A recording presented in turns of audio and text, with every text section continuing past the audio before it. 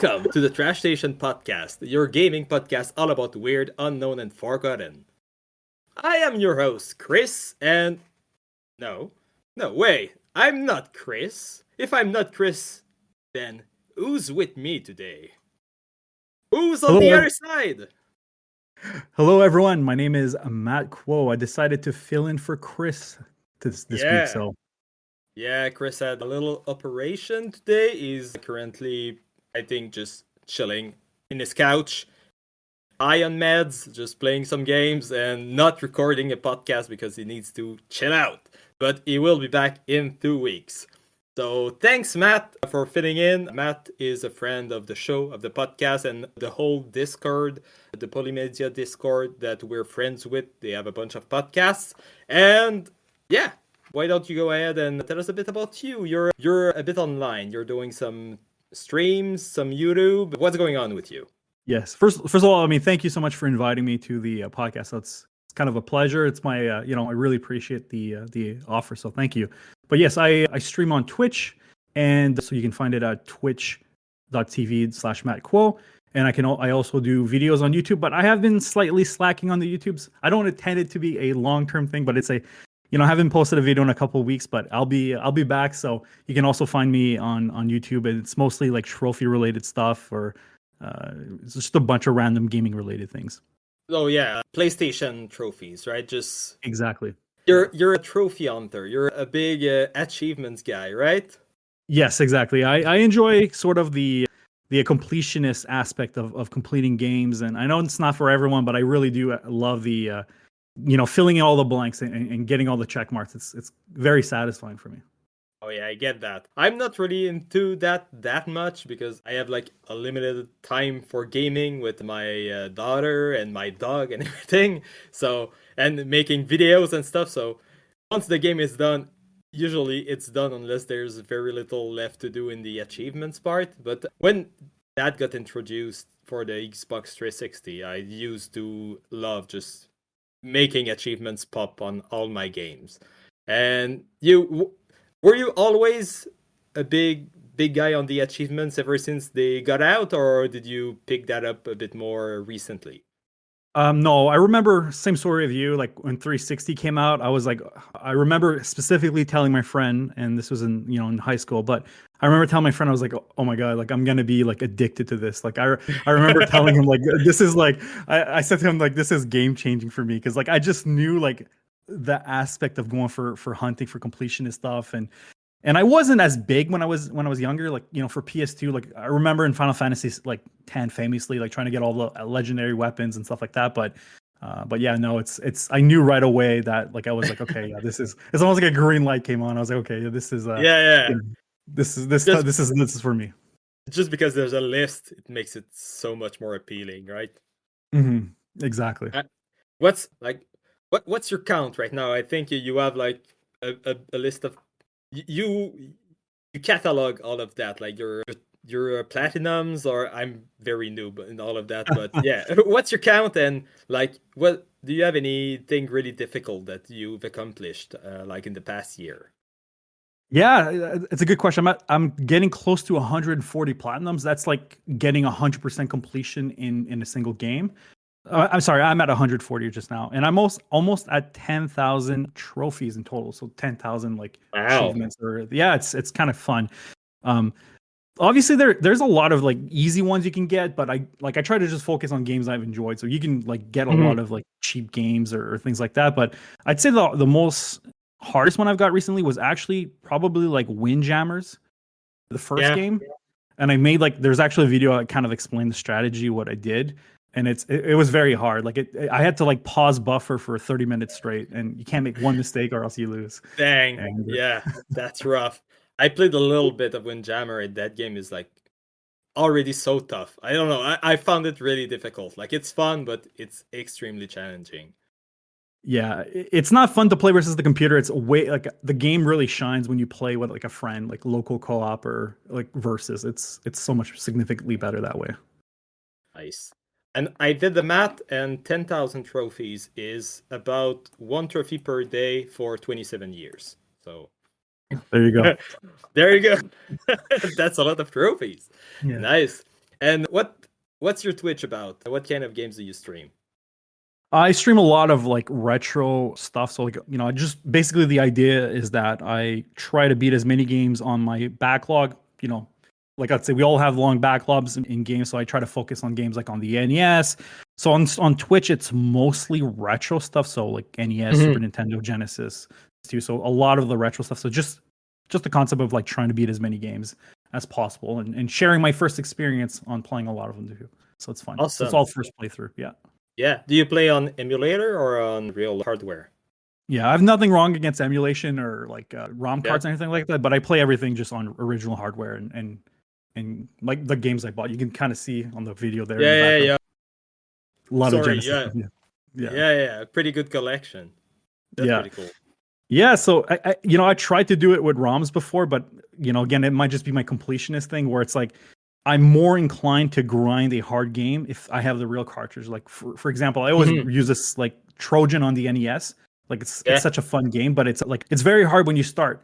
But if you had a list of 1,000 ROMs behind, I wouldn't be inclined to like grind it. But because I paid $5, it's just $5. But I'm more committed to beating it. If that makes sense. It's such a bad idea. But it's how my brain works. Oh, that's fine. You've made an investment and you want to capitalize on it. Exactly. Have you checked the retro achievements that released in the past few years? Is that didn't sway you into getting back into emulators? I mean, it is if retro achievements were available on Mister, like the FPGA platform, I would probably do it more. But it's just like I don't have RetroArch set up and all that stuff. Where if I had it set up, I'd probably be more inclined. But no, it's not. I'm kind of jealous because I wish I had the ability to do it. But no, it's some of them I think are a little ridiculous because it's all like user like committed like, achievements, and sometimes they're like kind of like either like not.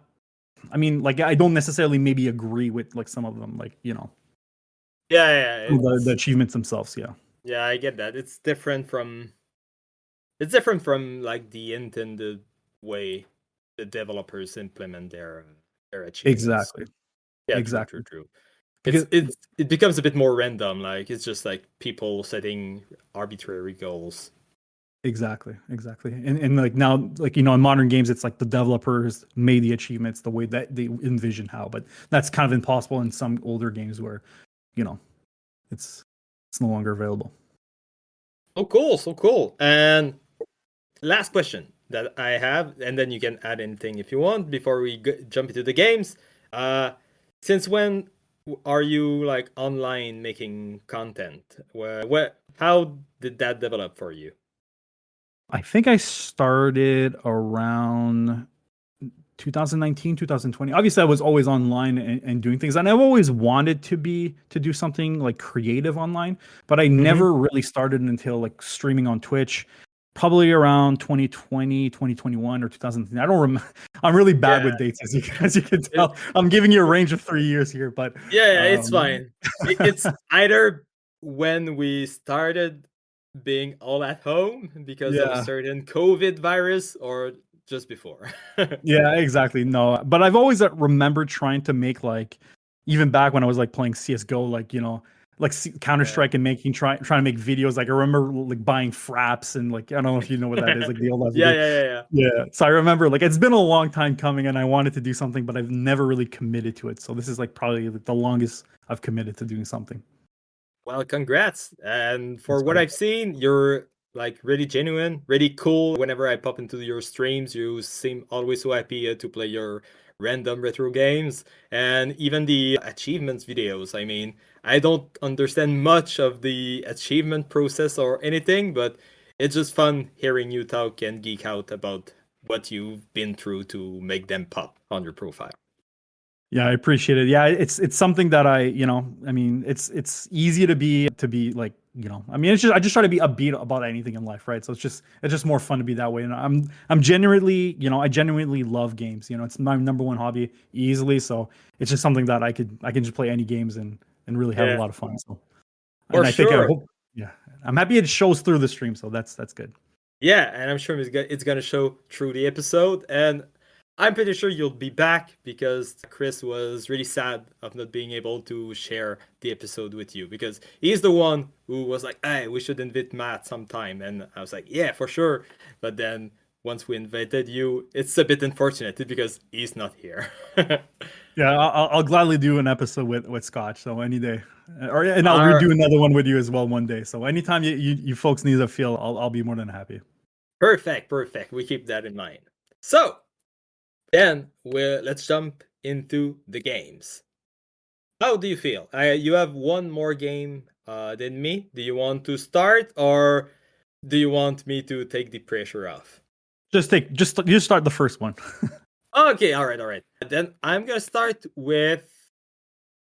I'm gonna start with. Okay, I'm gonna get the ball rolling games. So I have last episode because I assume you maybe have not seen or the last episode, but last episode I played like 7 different ball rolling games. So I got into a mood where I wanted to play games like motion controlled games on my phone because I just came out of playing a couple of games that required like touch controls on my phone when I do my commute in the bus, and just getting tired, the hands, the this between my wrist. So I was getting a bit tired. So I was like, oh, playing something a bit like Monkey Ball, motion controls, that would be fun. And then I just downloaded a bunch of them and played them. And some were good, some were not so good.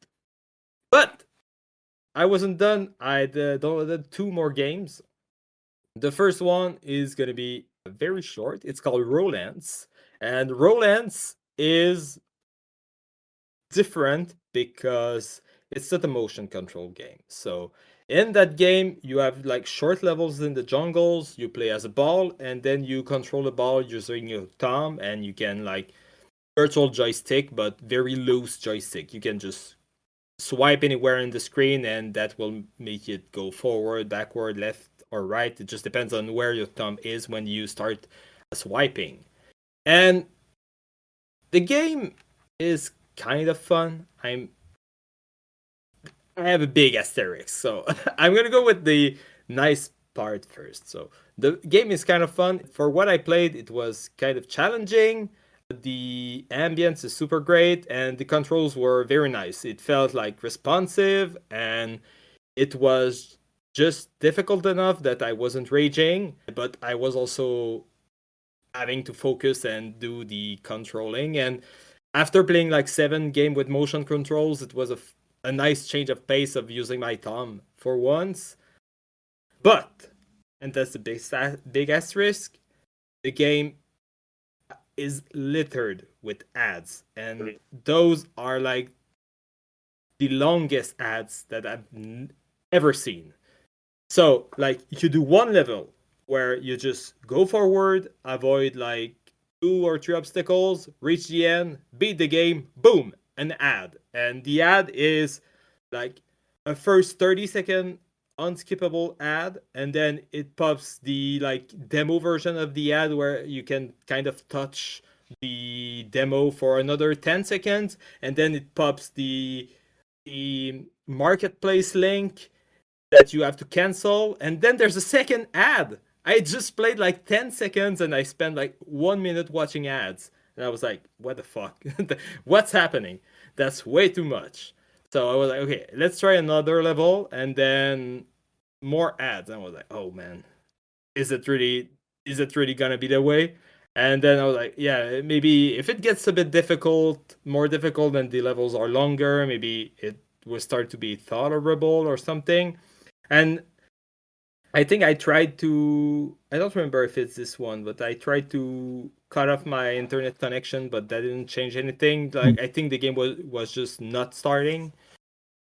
Anyway, then I get into the 3rd level. I fall off the platform, so I had to restart the level, but I couldn't restart the level because there was another ad. So it's like every 10 seconds of gameplay, there's an ad. Whatever happens, you either fall off or finish a level, and then you're watching 30 seconds to 1 minute of ads.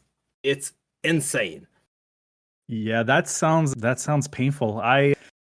I don't play a lot of mobile games, and that's particularly why. I know you can flat out buy them, and I know there are fantastic mobile games out there, Yeah. and I just like kind of like I feel kind of like burnt out sometimes. Like you always get these ads, and I get it. It's like the game. I have no problems with games putting ads as long as it's kind of like fair, right? Like maybe do it like once every between levels, and that's it. But if you're getting it every 10 seconds or so, like that's Oh yeah. it's unplayable. Completely insane. And Yeah. yeah, so after like the third level, I was like, no, that's it. I'm done. Like I could pay like, I don't know, $5 I think to remove the ads, but I don't even know if I like the game. I've played 30 seconds. I played like 3 levels. I'm not committed of paying $5 for this game yet. They didn't let me enjoy the game first before I could actually make a right decision. So yeah, that's all I had to say for Rollance. It doesn't deserve more airtime. That game goes in the lowest tier, back in the trash. It's probably the worst ad riddled game that I've ever played. It was insane. So, since I was burnt out on that freaking game, I decided to look for more rolling game because I wanted to play a last one. And I stumbled into a game called Aerox. And Aerox is a game that was apparently released way, way back, like at the beginning of the iPhone. And like in the description, it says, "Oh, number one iPhone game of like 2010 or something like that, millions of downloads and stuff." I went, oh, that's pretty cool. So I'm gonna try it. And the game is pretty close to like a monkey ball game. So you've got your ball, and the only controls that you have is tilting your phone to make it roll everywhere. I would say that I find the controls a bit sensitive. Like sometimes I would make a jump, like there's no jump button in the game, but you can like have launch pads and jump from platform to platforms, and you want to like back up a little bit so you don't roll off the edges, and then that action will make the ball fly by when you go backwards. So that took a little while to adjust to, and sometimes I was like, okay, I don't know what I'm doing. I'm just gonna close the app and try again tomorrow. I'm just not feeling it right now. And visually, the game like takes place over an ocean, big skybox, and you're just rolling on like metal platforms. So nothing groundbreaking in the looks, but the level design was really good. Like every level was a challenge, precision, and it started fairly easy, just rolling, waiting on platforms, making a couple jumps. But like the last 10 levels were kind of insane. You have to roll on a wall where you just have a couple seconds and then launch yourself up using like a magnet, and then jump, then boost onto a launch pad to go like to a side panel, and then roll on a thin wire. It got insane. Like at some point, like I think there's 40 levels, and like level 37, I was like, I'm not sure I can beat this game. It's getting really insane. I don't know. I have that precision in me. But Yeah. yeah. I was just gonna say, yeah, I was just gonna say, yeah, like these types of games, I'm definitely not good. Like these monkey ball, it's definitely one of the weaker skill points I have with like monkey ball games are tough. I've enjoyed playing them, but these games are just so tough. So it's credit to you that you persisted through it. Thanks. Yeah, I managed to get through it and actually beat the game. Uh, Actually, every time I was like feeling that the challenge was impossible, grinding through it for like 10 to 15 minutes, and then I was actually getting in the groove and making those hard jumps way more easily. So it's the kind of like I got good enough that I felt that I deserved the win. But if you were to ask me to replay that level in a week, for sure it would take me another 20 minutes to just get back in the groove. They were really precise.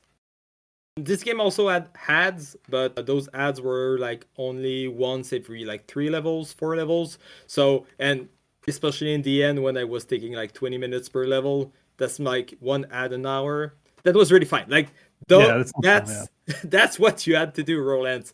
And like this game, I had enough fun that I would have actually like paid to remove the ads, because I got to a point where I was having enough fun and I saw that the game had a lot of potential.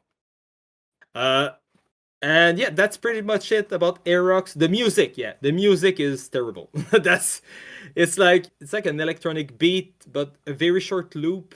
There's like four or five different loops, and they alternate between every level, and each one of them are just way too short and like repeating the same beep beep beep. It gets really annoying. But other than that, yeah. Go finish with your thought. No, I was gonna go finish.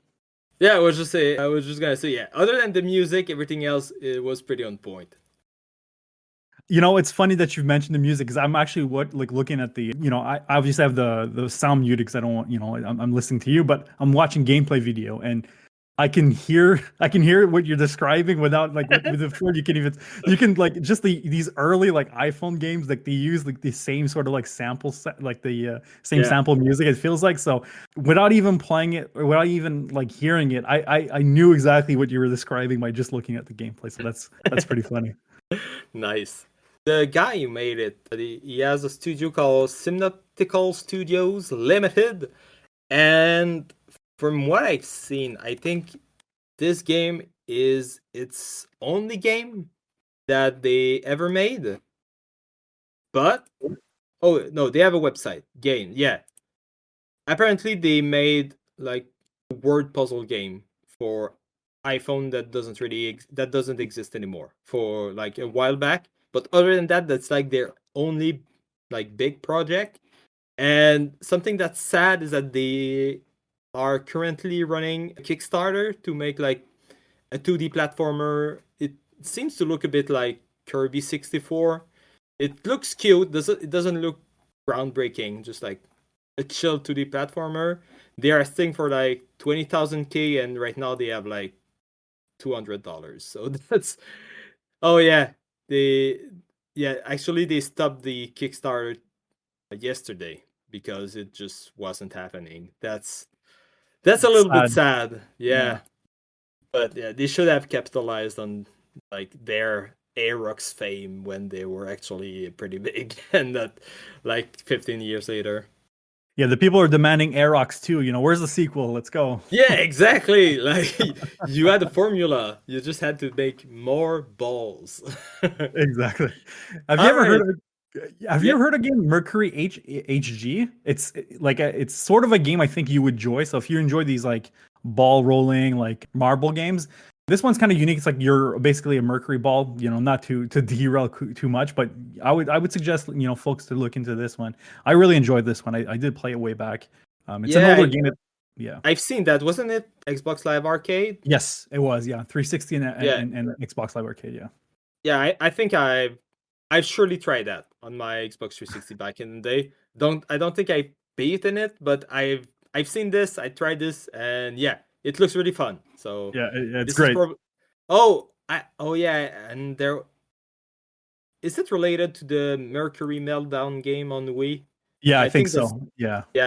I remember those games. So yeah, they're fun. The ones on the Wii are fun too. Yeah, I think I should. Yeah, this is definitely something that I'm still itching for. Oh, there's a PSP version. I could try that on my phone. Oh, there you go. Nice. Yeah, I'm coming with the recommendations, off the cuff, here we go. Yeah. I'm making plans. Thanks, man. Exactly. All right. Go ahead. So I'm going to put it on the tier list. And I will say that Aerox goes... And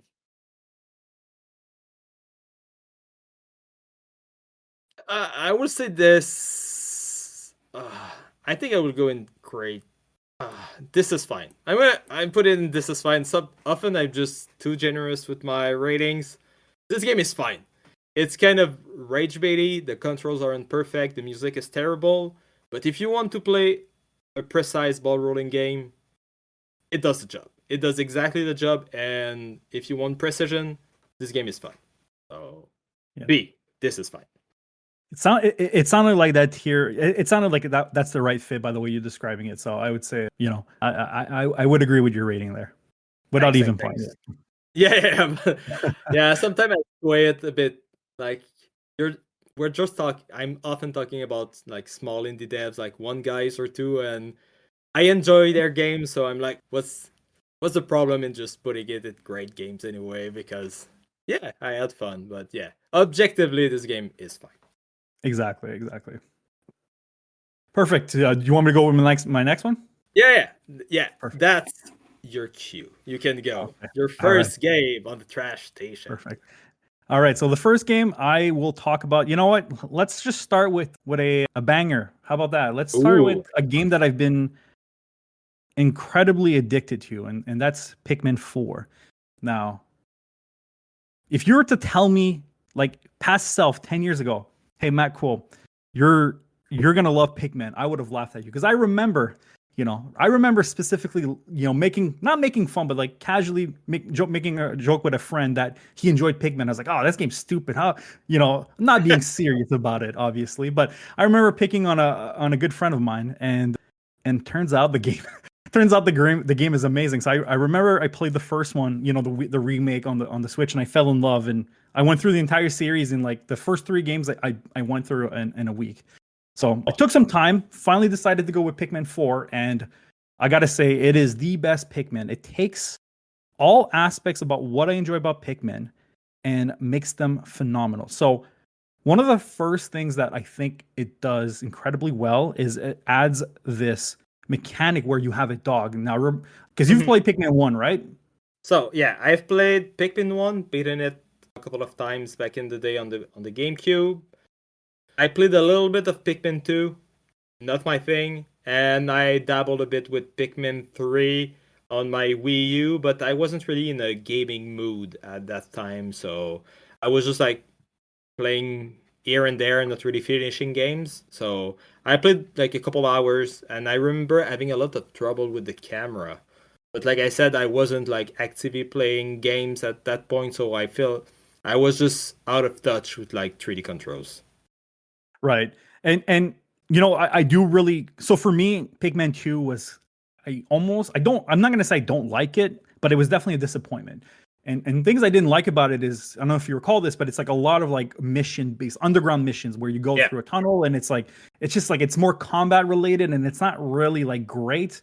Because the reason why Pikmin 4 is great is that the point I'm saying, the whole reason why I'm saying this is that in Pikmin 4 you have a dog, and all the Pikmins are on top of you.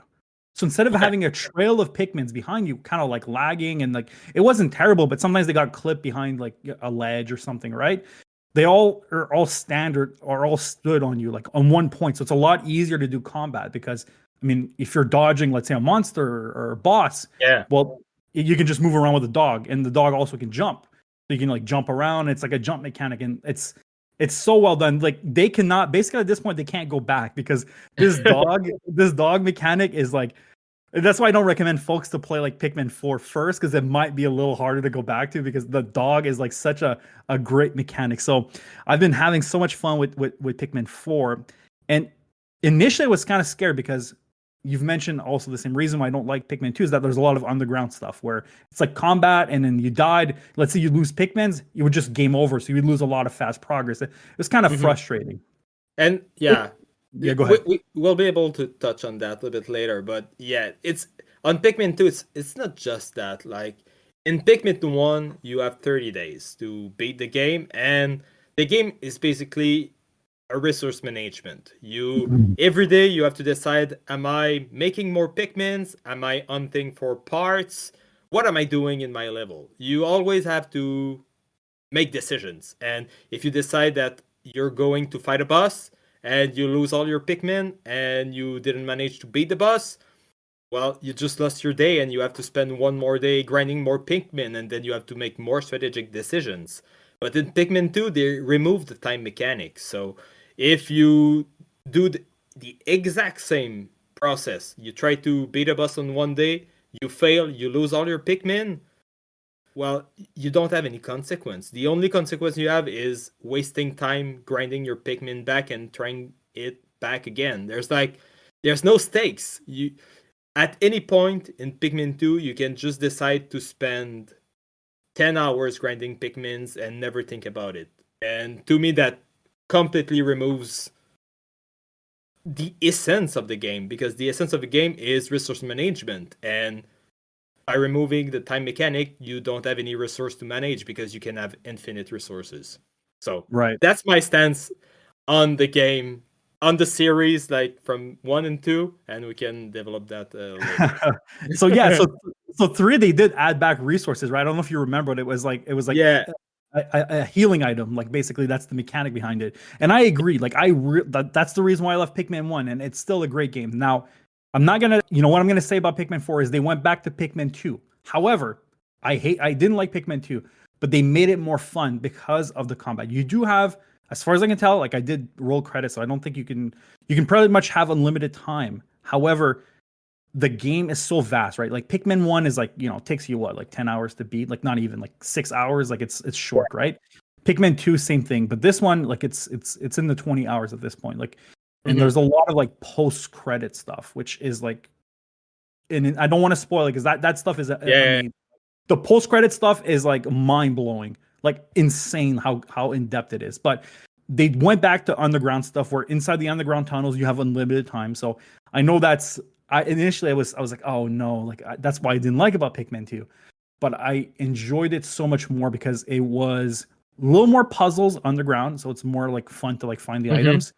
And it's never really truly hard. Like I've never gamed over or anything like that, but it's a lot of fun to like use your dog. And sometimes with your dog you can split, right? So like you can control your dog independently between the main character.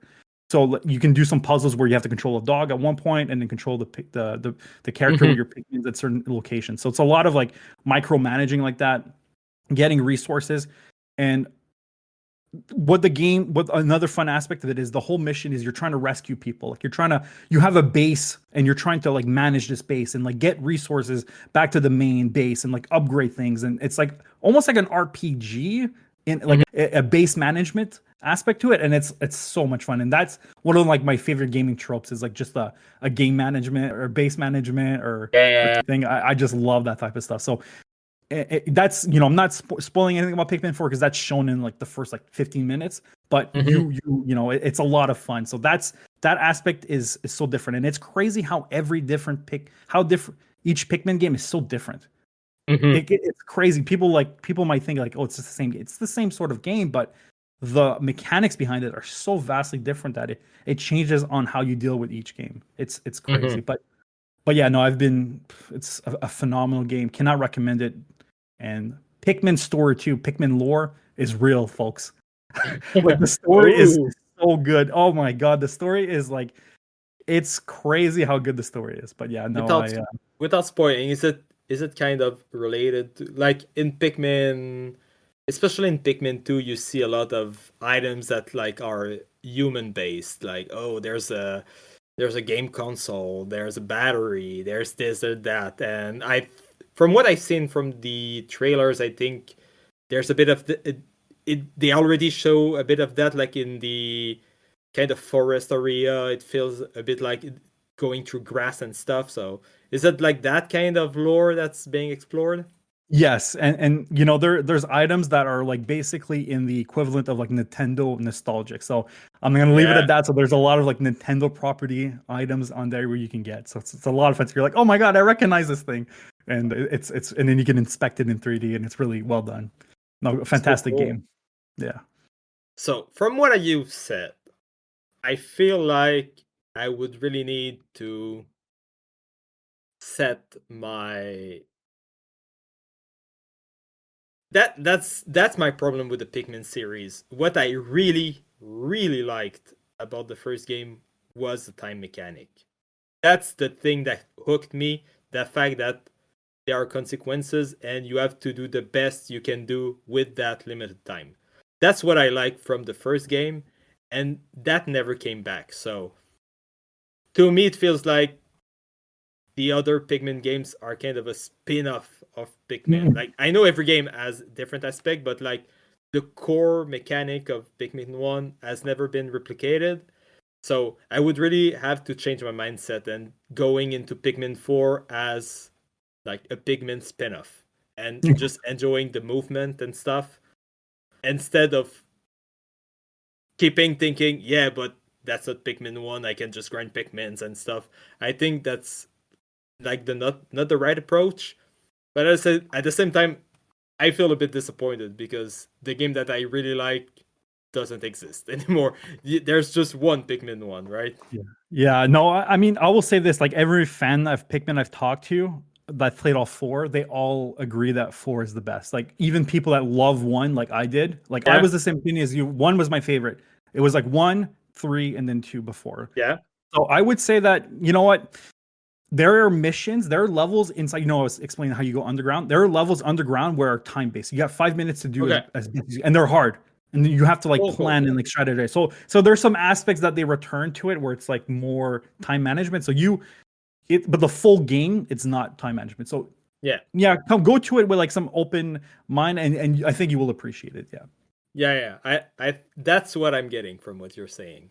yeah. And I think they also solved. Are there? I mean, that's a question I have. Except for the dog, are there multiple captains that you have to juggle with? In this one, no. Okay, Three good. there was, but not this one. No, Yeah, you have the yeah, dog and the captain in this yeah. one. Because even in 2 there was Louis, and in 3 there was others, and that's that's one of my big nitpick. I know that's a me problem on that one, but there's something about like juggling multiple characters that I find extremely tedious. Like, let's say you have character 1 and then you throw character 2 up on a ledge, and then you take your Pikmin, you throw them up on the ledge, and then you switch to the other character, and then you go do your stuff, and then you need to go back and find another path for the same character. It feels like you're doing the same puzzle twice every time. And that's a pet peeve for me that I don't like in games. But the way you're describing the dog, where really agile and it picks up all the Pikmins, and it like streamlines that process, that it sounds like they really figured that out, instead of just you have 3 characters and then you have to move between them all the time. Exactly. And there's not a lot of puzzles where you have to split away from the dog, so it's not Mm-hmm. it's not so bad. It's Cool. very rare, and if it does happen, it's like maybe for like 30 seconds, and then you're reunited pretty much easily. Cool. So they knew that it was not fun to Yeah. control the game without a dog. So they've made sure Nice. that you always have the dog. No, it's good. And real quick, just before I wrap up, I just want to add one more thing about Pikmin 4 is that you recall in Pikmin 2, if you went underground a couple levels and then you died to like the last boss in that underground section, you had to Yeah. like restart the entire game, and it was frustrating, right? Yep. They added a rewind function in this game where you can restart the level you're at. So you don't waste a lot of time. Let's say you die to a boss Pikmin, which can happen easily, by the way, because bosses sometimes real Yeah. and they one shot your Pikmin. So one small mistake. So this one is very fair. You can just restart the floor you're at. So let's say you get to 4-4, the boss is there. You can just restart that floor. So that's a very nice quality of life improvement. Yeah, and you restore that level with the amount of Pikmin that you came in with. Exactly. Yep. On that So, floor. so oh yeah, that's cool. That's like they just implemented the save states throughout the. Exactly. Per level. Yep. Exactly. Yeah, that's super cool. Yeah. Great Awesome. game. Well, I think you maybe sold me on it. I'm like, I always, ever since Pikmin 2, I was always like iffy on just giving them another shot. I was like, yeah, I want my time limit. Where's my time limit? But I think you sold me. So No, if I yeah, go ahead. yeah, there's no way you won't like it. If you don't like it, then I will figure a way to refund you or do a favor for you. So there's no way you won't like it. I promise that. Perfect. So, where would you put it on the tier list? I think it's pretty clear, but let's get official. Where Pikmin 4 goes into the tier list. I have to put it on the S tier. It's one of the best games. It's one of the best Switch games. So I got to put it up there. Fantastic game, and I mean credit to Nintendo. They their games they do well, and their properties they do well. They're just fantastic games, and it looks great even on the Switch. Just great game. A lot of good textures in the game. Like the textures Yeah. are really well done.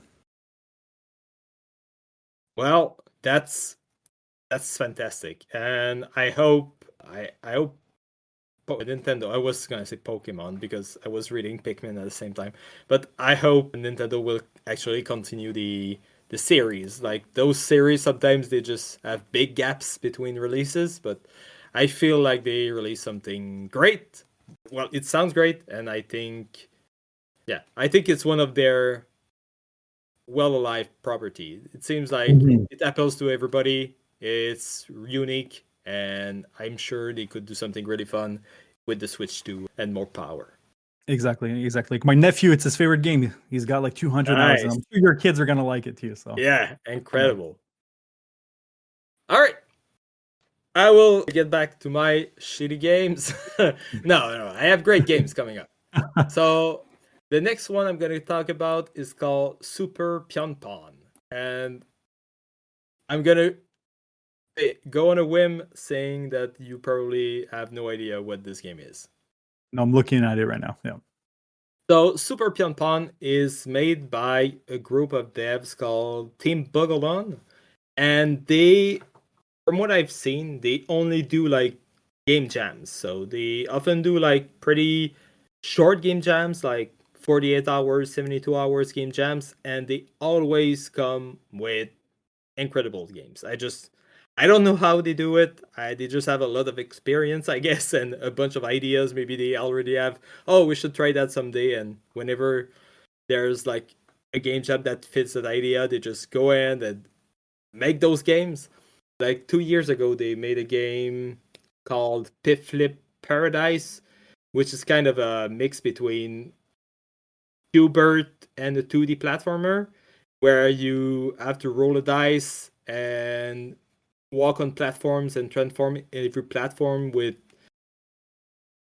different properties. So like it rolls like maybe the salmon property, and after you've moved to 6 tiles, all those tiles will become salmon, and when you walk on it, you start gliding like on ice until the end of the platforms. So you have to be strategic on where you jump, where you move.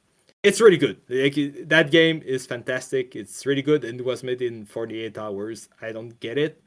And they did it again. They do that like a couple times a year. And Super Pyonpon is a 2D platformer, and the main mechanic is that you have a grappling hook. So you're playing as a little bunny in space. You're going from planet to planet, finding the like giant diamond carrots. It doesn't really matter. And in every game, you start at the top of a big hole, and then you go down, and you have to find a carrot at the end. And in every level, there's a couple not hidden, but more difficult collectibles that you can try to get to. So you can either just easy get to the end of the level and go to the next one, or go for 100% and get all the collectibles. The way they grab. Yeah. I just look at it. It's almost like it reminds me a bit of like Shovel Knight. You know that Shovel Knight Dig and like Dig Dug a bit. Like it looks kind of. I kind of like the vibes of it. Yeah, it looks great. Yeah, it's kind of the vibe of those games where you dig dug. Mr. Digger, Mr. Dig, Mr. Digger. I don't remember the name, but Mr. Drill. Mr. Drill. Yeah, Mr. Drill. Yeah. And graphically, it looks a bit like Yoshi's Island. It feels a bit like sketchy. Not sketchy, but like it's made with like pixel like art, hand drawing sketchy. Hand drawn sketchy. Yeah. The main mechanic is that you have a yellow grappling hook, and if you're in the air and you throw the grappling hook, you will stay in the air where the grappling hook is being thrown. And if it hits like an enemy, then you will attach that enemy and go right to it. And there are different properties. You can either grab to certain walls that will make you go like all the way to the wall. Certain walls you cannot attach to them. There are like barrels like in Donkey Kong where you attach to it, and when you get there you just get propulsed in that direction. There are like blocks that will start to disappear, so if you attack the first block, like it's like a chain reaction and all the blocks start to disappear. And then you have puzzles where you have to get quickly to the other side to grab the collectible while the blocks are disappearing and stuff like that. You can also grab almost every enemy and throw them at the walls, and they all make like explosions, so it can destroy some blocks to reveal like other path to find the collectibles. And yeah, that's pretty much the gist of the game.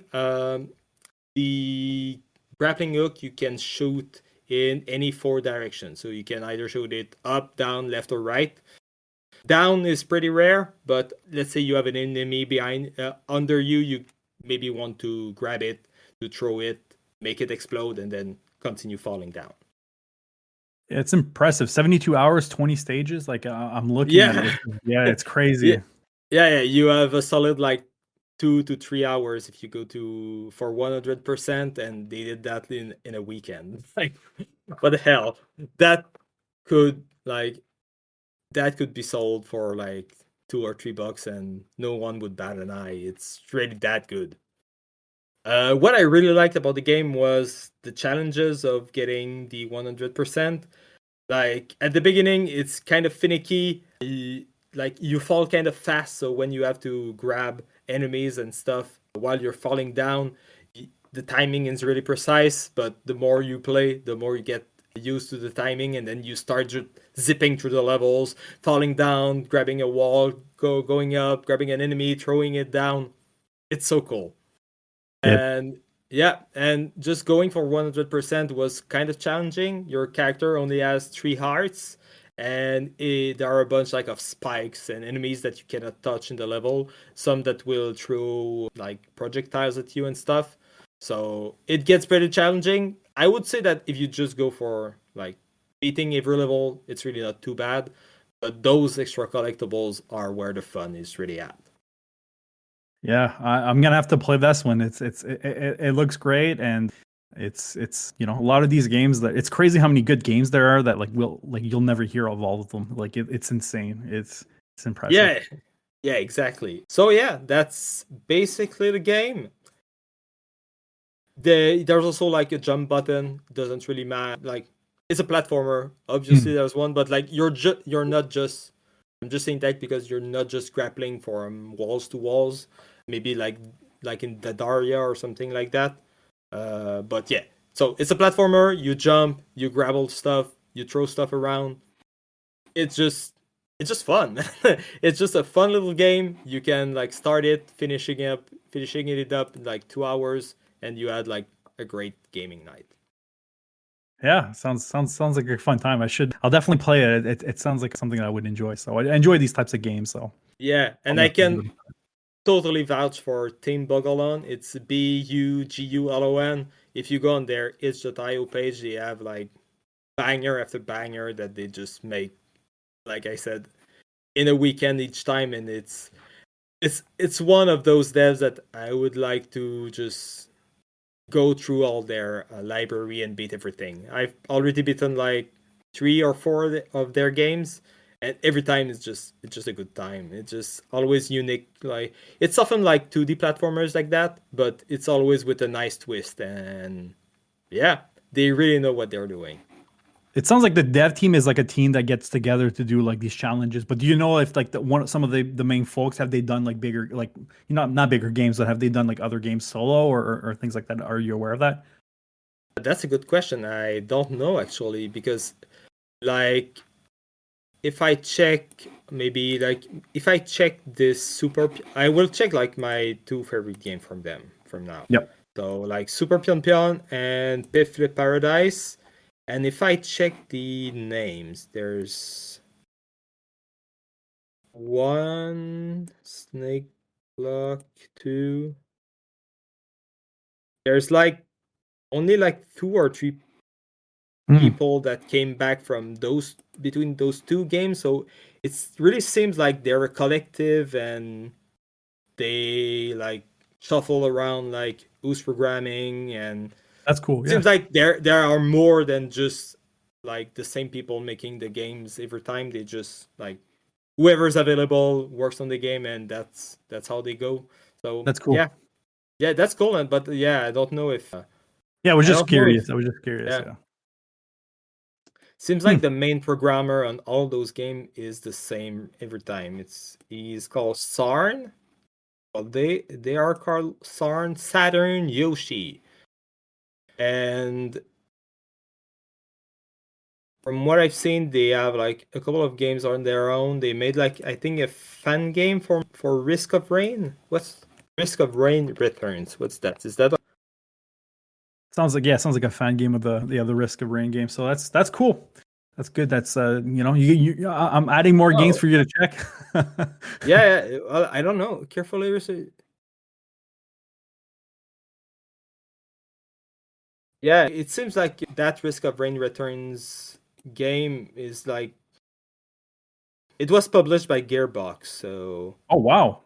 so yeah, it feels like it's actually part of the Risk of Rain series. Maybe a Risk of Rain 1.5 or something like that. So it seems like the main dev knows what they're doing. Yeah. Yeah. He's definitely a lot of quality games. Yeah. Okay, so for the tier list, I'm gonna put Super Pyonpon in great games. Like it's a bit short. Like it's not like it could be like a bigger game, but when you think about the fact that this was made in 72 hours, it couldn't really be better. It's just like the best grappling 2D platformer that you could make in 72 hours, and they did it. Yeah, sounds fair. Sounds fair. Sounds like it's probably the appropriate tier for sure. Yeah. All right. All right, I'll go Back for to it. you, Matt. Yeah, yes. So, you know what? How about I talk about growing up, I played a ton of Power Rangers games, like especially a Power Ranger game on the Super Nintendo. Have you ever played the beat 'em up on Power Rangers on Super Nintendo? It's a Not fantastic really. game. Okay, Yeah. it's a great game. So they released Digital Eclipse released a Mighty Morphin Power Rangers Rita's Rewind. It's a part of Shredder's Revenge, all these games where they're releasing a ton of them these days. Like there's so many that are coming out, but it's they're all legitimately very good. So I decided to play this game. I will say that it's good. It's not bad. I definitely got the platinum on it, so I definitely played it multiple times to get it out. And I would say that it references a lot of the Super Nintendo game, a lot of the same bosses, a lot of the same cool mechanics. And what I enjoy the most about the game is that it varies combat. It's not just necessarily a brawler. There is some sort of punch out esque gameplay where you're the actual mech. I forgot the name of it because it's been years since I watched Power Rangers. But the Zoids or yeah, the something like Zoid, that. yeah, something like that, yeah. So you're this big mech, and it's like Punch Out where you're battling this big monster and you're dodging Nice. left to right, dashing forward. It's really well done, and there are other gameplay elements like that where almost it's almost it's really good. You're basically Yeah. Star Fox 64. You're shooting things around and you're dodging things. It's very impressive. I will say that the game and it also looks beautiful. I mean, a lot of beautiful scaling they do. Like the Digital Eclipse are very good with 2D scaling and stuff like that. It looks beautiful. So, great game. I would say that maybe I thought I was gonna like it a little more. It's not the best beat 'em up, and I'm a big beat 'em up fan, but it's just felt the characters between each other didn't feel too different. Let's say you can choose the different Power Rangers you want, and they don't feel too different. There is different mechanics and a bit of different movesets, but they didn't really feel too different. So I'd say that's a bit of a disappointment. And but the game itself is totally fine. It's not top tier, and it's I don't know. I don't have anything more to say that. It's just a fair game, and it's just one of those beat 'em ups. Yeah, it kind of reminded me of, is it the Mystical Ninja games that have those bosses that you punch robots? It changes from Right. gameplay styles and gameplay styles. Yeah. It reminds me of that. There's also on rail section. It's neat, but I would say if you can get it on sale and have a friend to play with, it would be more fun to play with a friend. Unfortunately, I played it soloed, so it's it might have tarnished the opinion a little bit, because sometimes these games are not as fun to play solo than it is with a friend. So but still that a was fun going game. to be my question. If you played it, because I think the biggest appeal of beat 'em ups is just fighting dozens of enemies with a friend and just mashing buttons for 2 hours. Exactly. No, it's definitely played solo. So I think it would have been better with a friend. So if you're ever like, looking for a good game and play with a friend, you can play this one and have fun. But it's maybe 2 hours or so long, and that's fair for a beat 'em up, right? You don't want it to be too long, so it would get Yeah, a bit yeah, yeah. repetitive.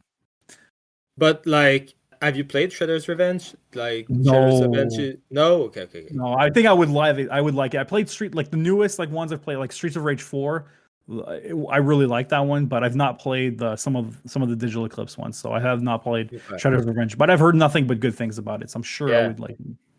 and I'm seeing that the game is like 5-player co-op. That sounds Yeah, a bit there's a lot like local. Yeah, that sounds a bit random. Like five. Like, why not 4 or 6? Like why 5? yeah. That sounds strange. But There. that Yeah. yeah.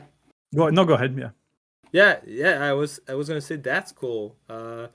Any was the music any good? Like in those kinds of games, the ambience and music and sound design. That's a big part of the game. Like just getting into it. Was it anything memorable or just was there? I guess it wasn't because I'm trying to recall the song and I couldn't tell you. So the only thing memorable is I know there's the Power Ranger theme, and that's the only thing I remember. So Yeah, so it can't be too memorable if I don't recall anything from it, unfortunately. yeah. That's fine. That's fine. Yeah, but it's fine. It's so as far as tier lists, what I would put it, Yeah, it's definitely not that high. So I would say maybe I don't want to be too rough, but maybe let's put it in the almost trash tier list. I don't know if that's maybe yeah, a little rough, but it's fine. That's all it is. It's fine. And if you don't like beat 'em ups, don't go play it. If you like beat 'em ups, then you can get it on sale and have fun for a couple hours. yeah. And I think like for the price, it's like $40 or Yeah, it's something. a little That's expensive. Yeah, yeah. I think it's expensive for a mediocre uh beat 'em up at this point.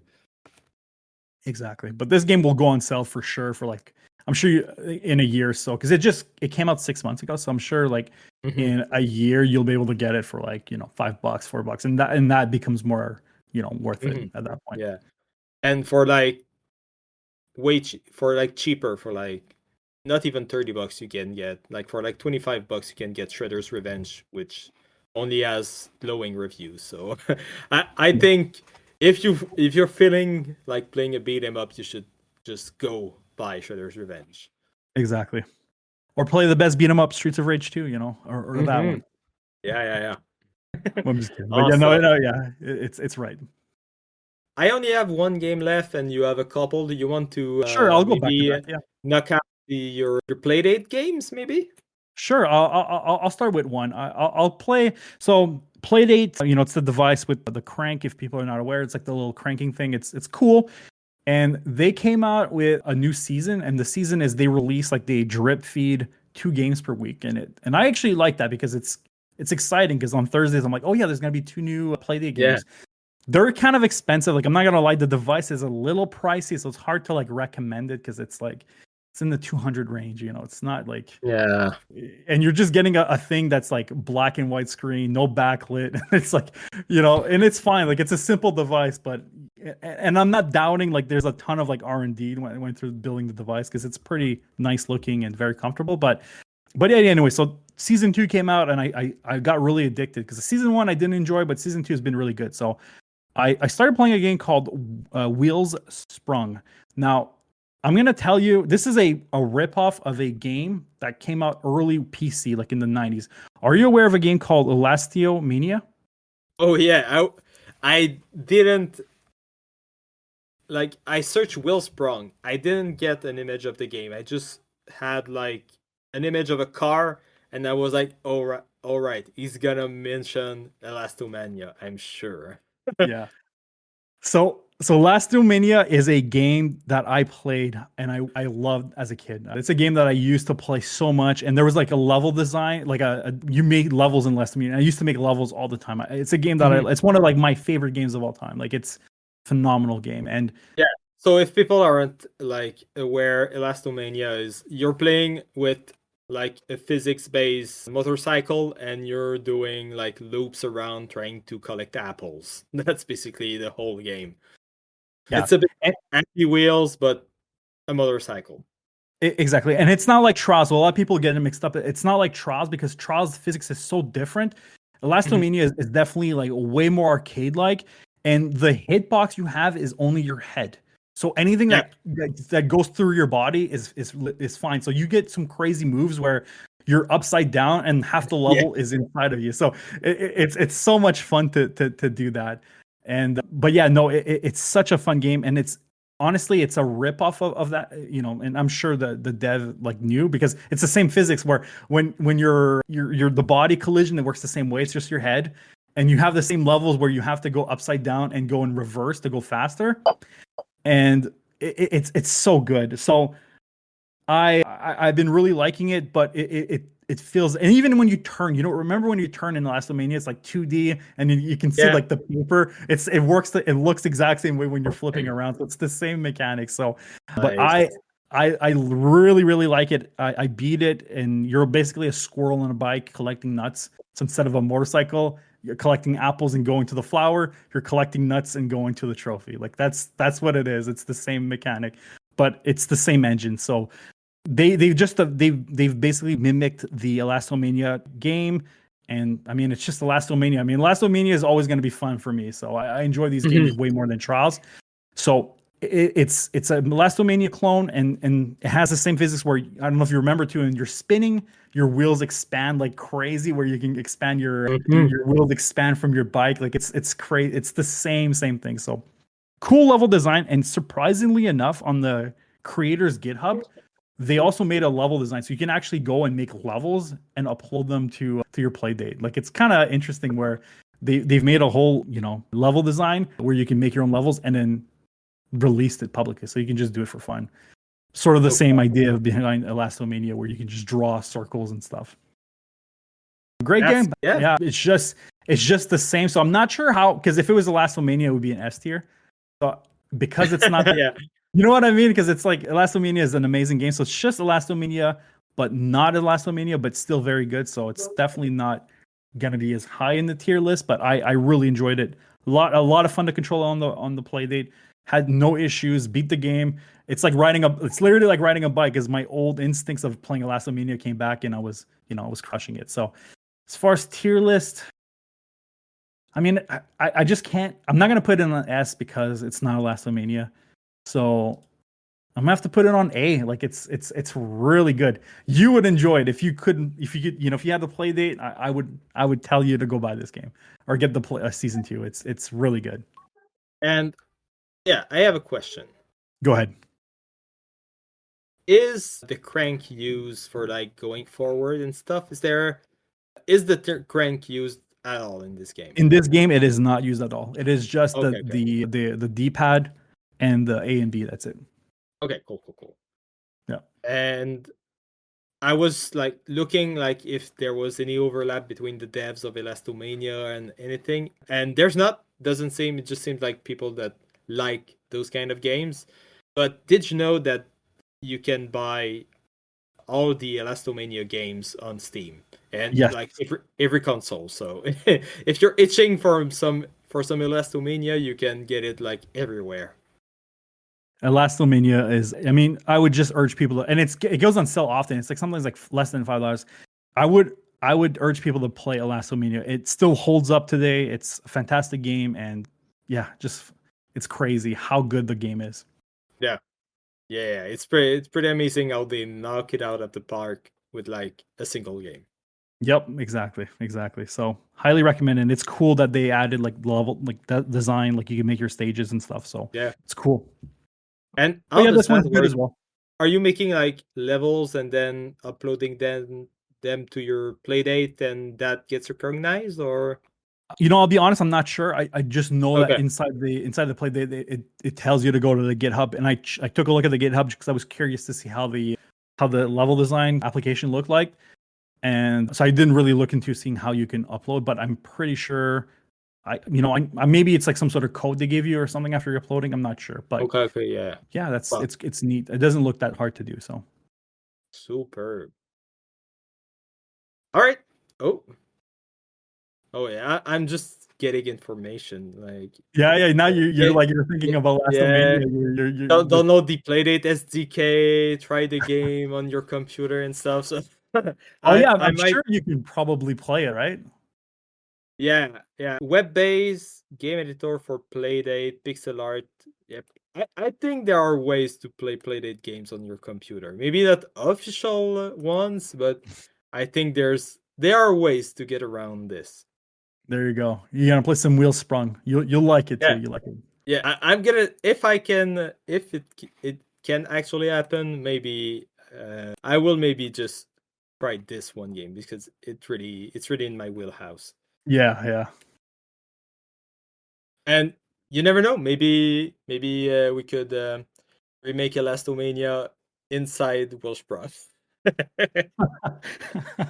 It'd be funny to try to redesign each stage by memory, guys. I haven't played that game in like 20 years or so. So I do Yeah. remember exactly how the first stage looks like, but then it gets fuzzy and fuzzier. Yeah, for sure. Awesome. So do you want me to knock my last one out before I leave you with your last ones? I can go for another one. I'll play the other Playdate while we're talking about Playdate. Perfect.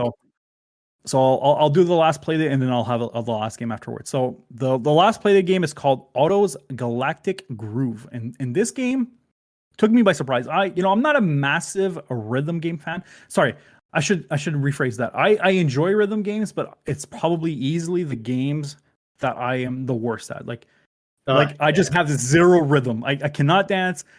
Let's say I have to follow a beat. I can't. Like I have no ear for. I'm not a musician. I have zero talent when it comes to anything that is percussion or anything like that. But I do enjoy these types of games. So this is a rhythm game where you're using the crank. So you basically have this little bar on the right side of the screen, and you're using the crank to go up or down.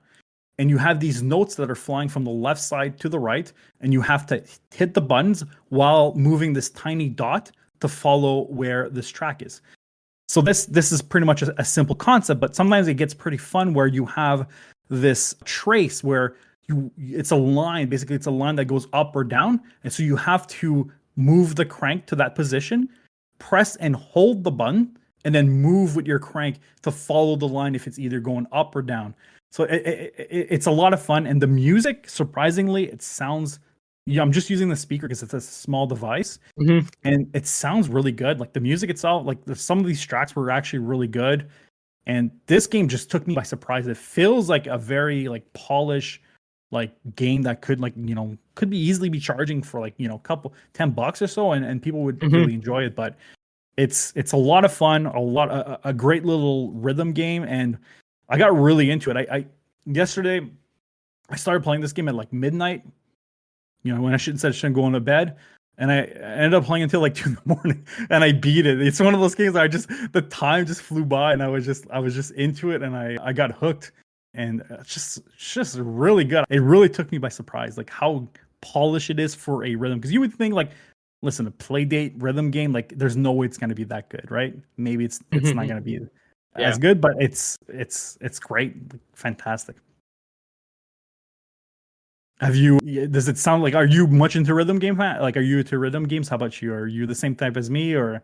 Yeah, I'm pretty much like you. I don't have a good ear, and yeah, rhythm games. The last ones I tried to play, no, it's not real. I think this would be a kind of rhythm game that I could get into because the music doesn't really matter. You're like only like following notes, like, right? You're just following what's happening on the screen. Like the Exactly. music helps because if you understand, like after playing the same song over and over, you get a feel of like what kind of notes are coming, and it makes sense with what you're seeing on the screen. But you could basically just play that silently and just follow the images, right? Exactly. Yeah, exactly. You don't have to play with and there's a lot of like nice features, like you can choose how fast your crank goes. Like if you're moving a little bit, you can control like the crank speed. Like it's very granular, and there's also a lot of good like accessibility options where if you don't want to turn the crank for whatever reason, you can turn on like auto like moving. So like you can also enlarge the timing window. You can also enlarge the actual bar you have to catch the notes with. So it's really like they let you do like they know that sometimes people that love rhythm games like it's impressive to watch them play, but they also appreciate some of the casual fans of rhythm games because I love rhythm games, but I'm just bad at them. So Yeah. I beat it on casual mode, but I didn't have to do any of the. I beat it without turning on any of the accessibility options, and I didn't have too much of a hard time. So it's not really that difficult on casual mode, so it's doable. It's really good one. Yeah, and I mean the idea of like using the crank to move something to follow a beat, that's just brilliant. Like Yeah.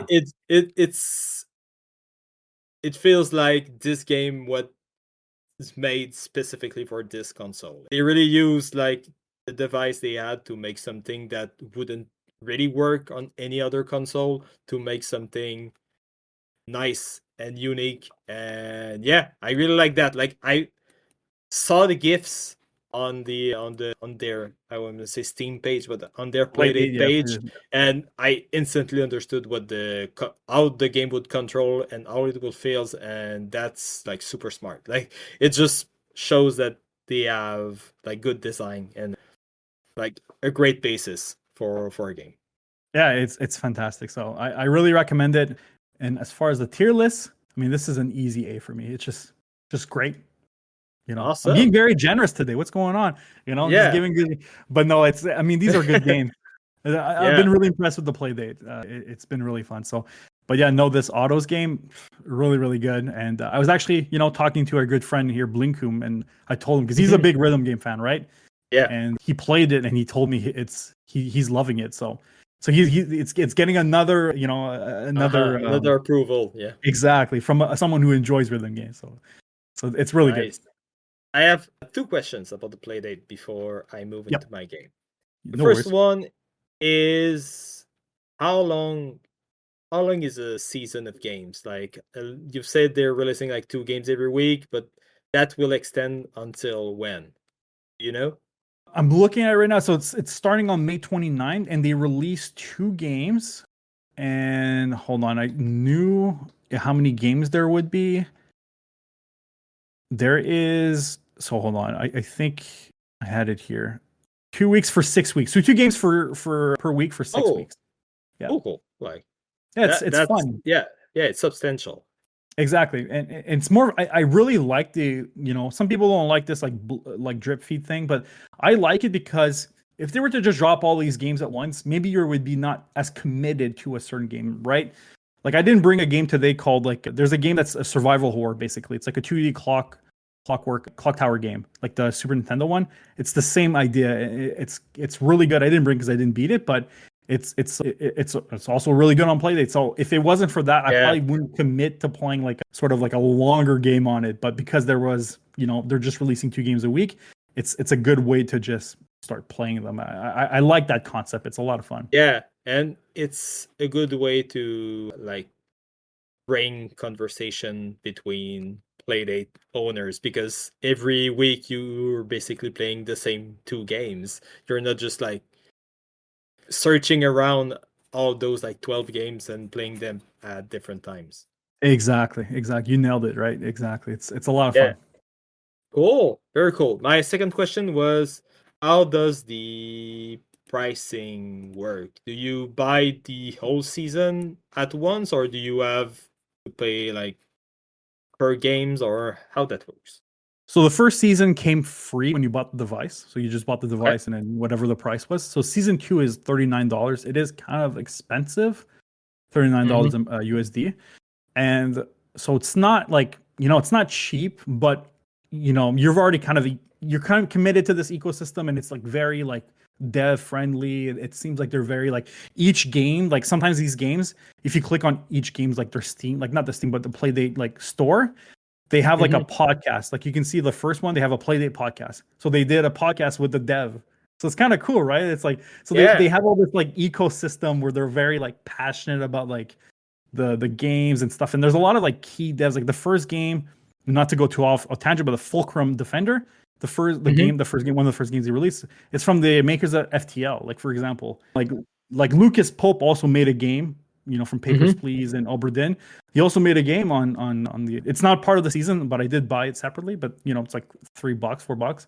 So there's a lot of people that get really, a lot of devs that are known get really passionate about this like small device, and it's fun. Yeah, yeah, yeah. So there are also games coming out outside of the seasons. Exactly. Yep. Yep. Okay. There's a store you can buy games, and it's really neat. Yeah, that's very cool. It seems like something people should get before the store gets delisted in like 10 years or something. If they Yeah. want, if they're interested by, because like those kind of devices and stores and anything, they can disappear very quickly. Like if they're not making money and they pull the plug on the store, it's up to like every single devs to like put those game up somewhere and make them available for everyone. So yeah, Exactly. Thankfully, it's easy to sideload games like and you can easily sideload games. So even if the store goes down, at least if the games are backed up, like it's gonna be easy yeah, to add them. So that's a good news. But I just want to support them. I bought season 2 because I want to see season 3. I want to see this thing do well, right? It's neat. It's made like it's like a small device and it's very simple, and I'm sure I'm sure if I had kids they would like it, but it's just a little pricey, the actual device itself. $230, 229 USD for just the box. I mean, it's not cheap. It's not cheap these days. So yeah, for sure. Well, very cool. And I'm even more tempted of putting a bunch of money on this little Game Boy. it's like a device that's made for you, because Yeah, like it's the type of games that you'd go through the story like and you'd be like, oh my, and you even may probably make a game for it because like it's the game development kit looks pretty good. So you'd probably be yeah, tempted to even get into the ecosystem. yeah. Thinking a bit about like my last few games I made in jams and stuff, I think like one of those is called Wingless Workload, and it's kind of based on the Donkey Kong Junior game from the Game & Watch series of games. So it's like a platformer, but you're only like going from like spots to spots. And I think it could work really well where you're just like hitting the buttons, maybe using the crank to go from one spot to the other, or maybe jump with the crank. I Exactly. think it could turn into a very fun Playdate game. See, that's how you justify purchasing for it. You're like, hey, listen, I'm gonna port all my games to it. That's how I'm trying to make it Yeah, justifiable for you. I'm helping you. I'm trying to yeah, justify thanks, the man. purchase. All right. Speaking of weird little devices, I played a game that you've also played. It's called Cattle Crisis, and it's for the Pico 8 like emulator engine, like Fate console thing. And it's a shmup. It's a little shmup made by them. I want to get their name because I talked to those guys. Yeah, To they this also guy. made, like, while you're looking at it, they also made a very cool like vlog type of videos where they talk Mhm. from inception to the release, the final build. So just from the design perspective, it's multiple years, so it's really neat. So Yeah. So yeah, they are called Chrisman, and I follow them Ichitayo, so that's how I saw the game at first. And I played two of their other Pico 8 games. One is Pork Like. It's like really minimalist dungeon crawler, like a really like roguelike, like because it's exactly like the old Rogue games, and I couldn't beat it. It's super difficult. Like in those last layers, you really have to think about your steps because you get killed very easily. But it's pretty fun. I liked it even though I couldn't beat it. And the other one is High Stakes that I talked about in the show before because I made like a card version of that game. It's basically a gambling poker game where you're dealing against a vampire and you have to guess the you have to flip cards and not flip the vampire card. And Hmm. you have like cues on the board. On the board there are 9 cards and you can get hints by flipping cards, and it's just a very fun gambling game. That sounds good. Yeah, I'll check it out. I haven't played the other games they've done, but I did also play Galatic Crisis, and I really enjoyed that. It was a lot of fun. So Galatic Crisis is made in Pico 8, and just like before playing the game, they made like an arcade booth on their itch.io page. So when you're playing Galatic Crisis in your browser, because it's a browser game, I mean it's a Pico 8 game. You could load it in an emulator and in like any device, but at its core, it's a web-based game, and it's like you're playing on an arcade machine on your browser. So that's really cool. And it's a shmup. There's not like it's a short shmup. It's like 3 levels long technically, but it's just like one long level that you can beat in a single credit if you get lucky enough. And you play as a ship. You have like 2 attacks, and you're fighting like aliens that stole your cows, basically. It's very bright and beautiful. That's the thing I really appreciate. Like the colors, they're really vibrant and really pop. It's a beautiful looking game. The pixel art is phenomenal. Yeah, I find that it doesn't really look like a Pico 8 game. I'm not sure how they do it, but like the color palette for the Pico 8 is very limited, and they really used it like in the best way possible, that it looks like a Game Boy Color game and not like another Pico 8 game. Like sometimes the Pico 8 game, they're stuck with using like the bright reds, and they sometimes only use the reds, only use the blues, because that's easier to make a cohesive color palette with those colors. But I agree, because if you look at the screenshots, you think it's a Game Boy Color game. Like it looks absolutely beautiful. Like it's well done. It's very vibrant. So I enjoy that about it. And it goes really fast. I think if you're a shmup fan, it's maybe a bit easy, but at the same time, if you want to go for a high score, I think there's a lot of strategic decisions that you can make with combos and stuff. I think I've seen like high scores in like close to 1 million, and I only had like 250,000 when I finished my beating the game. You crushed my score, but I had a game over, so I had to use more than one credit. You crushed my score. Exactly. Like I was like, I crushed your score, but it's just because I managed to 1cc it. Like I got lucky, and I assume you didn't go back to like grind the score. No. I should though. I should now. Now the gauntlet is thrown. I should go back and beat this score. Yeah, a little friendly competition. Exactly. So yeah, do you have anything else to say? It's a shmup. You have to judge it. It's very bullet hell-y, especially the last boss. There are a lot of projectiles on the screen, and that's pretty impressive for a Pico 8 game, because it's often like maybe slower paced platformers or like puzzle games and stuff, but this one it goes hard, and they push the engine to the limit. Exactly. And yeah, I agree with that. The last boss, I really enjoy the bullet patterns. It's really fun to dodge and get into the rhythm. Like you really get into the rhythm of it at the last boss. It's very enjoyable. And you have a couple of bombs that like clear the screen, so if you're in a pickle, you can always like use those bombs and manage to get out of tricky situations. Like they're limited, but they can come in really clutch. Exactly. And one thing I like that not every shmup shooter does this. It's like you can really see your hitbox. There's an option to see your hitbox. It's like a little dot. So it's so you just focus on dot, like, because obviously the sprite of the ship is much bigger than your hitbox, but you can turn on your hitbox, and it's just something simple like that is fun when you're going for like maybe score chasing and you're getting really into the game. It's really well done. So no, kudos to this dev, and they recorded them making this entire game from start to finish, from concept to launch. So I recommend people to check them out. They're great. Yeah, absolutely. So Cattle Crisis for the tier list, and I'm tempted to put it in great games, but at the same time, it's like a 10-minute game. So like it's fun. It's really impressive, but I think by its short nature and the fact that, like, yeah, you can just get through it in like 15 minutes.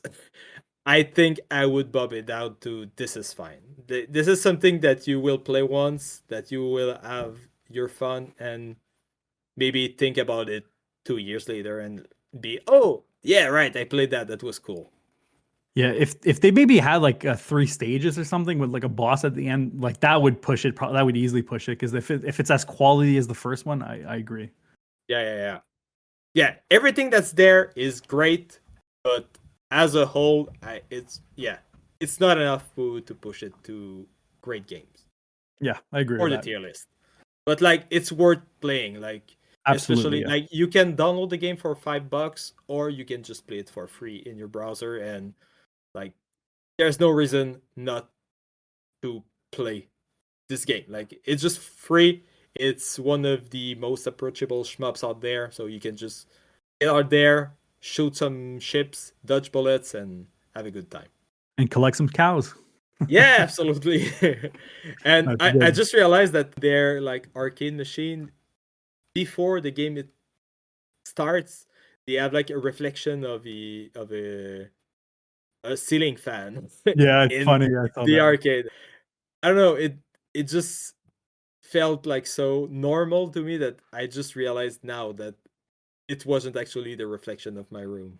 See, that pushes us up a tier in my opinion. I'm just kidding, but no, it's no, it's really neat. I did notice that too, and it's like it's just the attention to detail. If you look at the cab, it looks really good. It looks like one of those. Oh yeah, I forgot the name. It's one of those Japanese cabs. I forgot like yeah. I know yeah, I exactly forgot the what you name of mean. them. Yeah, They very they very have popular. those kind of arcades. They have some built-in arcades that you can buy that have like dozens of game on Mhm. them, like for the countertop. Yeah, Yeah, I forgot the name, but yeah, you know what yeah, folks. I'm yeah. sure know what I'm talking about when they see it. I'm thinking of going to Japan maybe in the next year. So this is something that could be, that could end up like those kind of arcades could maybe end up in my in my luggage coming back. If I'm actually there and I can see one for not too expensive, I might get tempted. You buy a couple arcade PCBs and bring them back with you. Yeah, exactly. No, it's if I imagine if you had like unlimited transport methods, like I would spend a lot of money. Like I would definitely one of these Yeah. days I'd love to have like a real arcade cab like that, but yeah, it's not feasible right now. Yeah. So those are my games for the episode, but there's one game left, and it's a pretty recent one that I've played like 2 minutes of. So Oh, I'm you've played pretty it? actually I'm feeding the cat of a friend, and they actually have a Switch too. So I Mhm. dabbled on their Switch too for like a couple minutes while I was feeding the cat. But yeah, that's all. Yeah. That's all I have. That's all the experience I have with the game. So as I bought a Switch 2 and I bought Mario Kart World because honestly it's the only real game they have on, like, yeah, they have other games, but they're like re-releases like Cyberpunk. It's Yeah. they're just like it's just re-releases. It's unfortunately it's like a bit of a weak launch, but I do got to say the hardware for Switch 2, like, what did you think about it? Like it feels really good, right? It's very Oh impressive. yeah, yeah. I thought it was really impressive over it. Like I didn't really love Switch 1, but I'm really enjoying Switch 2. Like the hardware is feels premium. It's Yeah. definitely nice. It seems like an upgrade, like in every way. Absolutely. Like the screen is so much bigger. The Joy-Con snaps super cleanly, and even Mhm. just releasing them, that button is so much better. That Oh, stupid but behind the Switch One yeah, Joy-Cons. Like everything seems upgraded for the Switch 2. It's pretty impressive.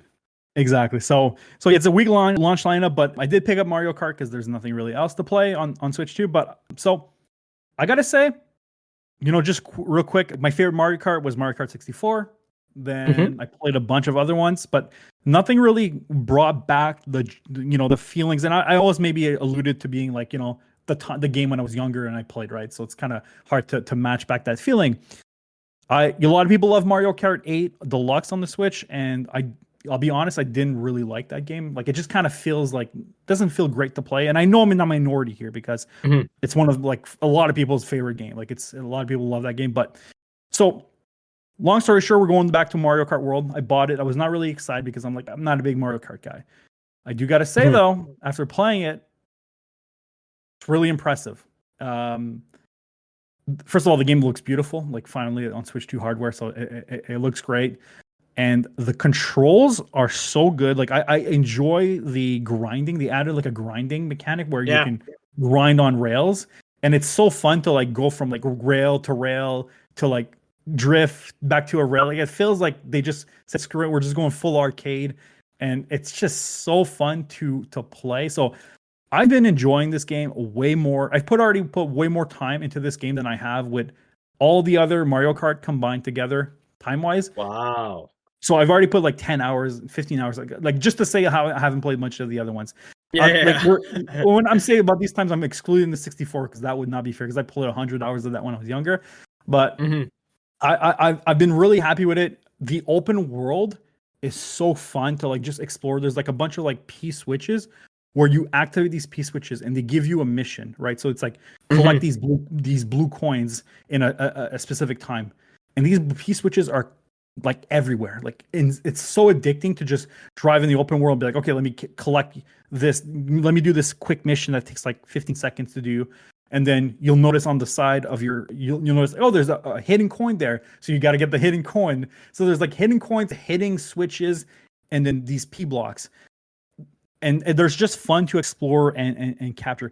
The probably the thing when I first started playing this, I was like, okay, this is gonna be like an amazing game because I was just thinking like, wow, like this is gonna unlock a bunch of stuff, right? Like imagine like, oh my god, I get all these P switches and it's unlocked like a secret boss.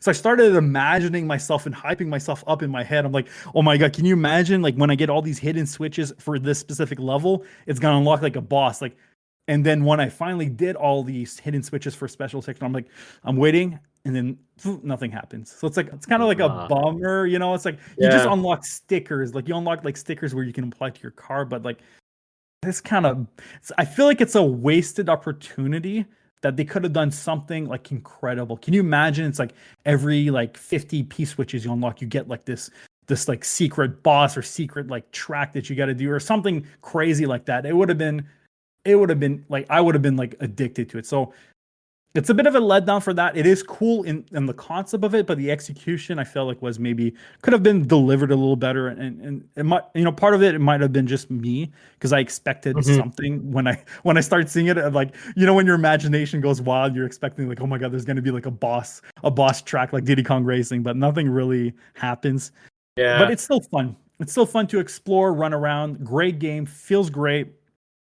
And yeah, it's just Mario Kart, folks. You'll know if you like Mario Kart, right? It's just another Mario Yeah. Kart, but I prefer it over 8 personally, but it's a lot of fun. There's something I've heard people say like all the time about this one is that the Grand Prix you have to drive from like race 1 to race 2, right? Yep, But it's cool. yeah, my question is how does that work? Do you finish race 1, then go to race 2 and wait for everyone else to get to race 2 to then start race 2 like, or it's just like those spots between the races are also part of like the full Grand Prix and you're Yep, basically have to win everything from start to finish. they have to win everything. So the way that it works, so there's two modes, right? There's the Grand Prix and there's the knockout. So for the Grand Prix, is let's say you start on a specific stage. You start on this stage, you do a lap or lap and a half, or whatever, then it's over. Right? It's over Okay. like for that stage, it's over. Then Mhm. the next part is you do like maybe half the track. So like you're exiting out, and then part of the track, the race, is going from the track to the other track. So it's like in the open world, but you're like Okay, following the okay. road. Yeah, yeah. So you're following the road and stuff. And so sometimes you do have a lot of like a common criticism for the game is like sometimes you have a lot of like straights, and you kind of do sometimes where it's just straight for a little bit. It's not as many turns. but it's still a lot of fun, and there's still like things you can jump and grind. That's why I think they added grinding. They're probably like, you know what, let's add grinding, because at least when you have straights, there's like things you can do like to jump, and you can also like wall ride on the side, like through on walls and stuff, and then like go from wall ride to, it's like Tony Hawk. It's like going wall ride, Yeah. grind, wall ride. It's honestly like that. So yes, you're racing on a track, then the race involves like going from one track to the other. And then once you get to the track, then you're racing on that track still. So it's kind of cool. Yeah. So there's like, So there's like only one start. Yeah. There's only one spot where you have to do the 3, 2, 1, go, and then it's just one. Like Yeah, one exactly. Exactly. It's not like a loop, like where it's like, like the old Mario Kart where you know the track, you're just going back through it. Yeah, it's not like that. It's very much more dynamic. And okay, cool. yeah, it's neat. And they added the knockout stage, knockout mode, which I've been enjoying as well. And it's just like basically like 8 tracks in one. So you're going like halfway across the map, and you have to finish at, let's say the first one is like the first leg is you have to finish top 20. Then it knocks everyone out from the bottom top 20. Then it's like top 16, and so on and so forth. So cool. It keeps shrinking down till it's top 4.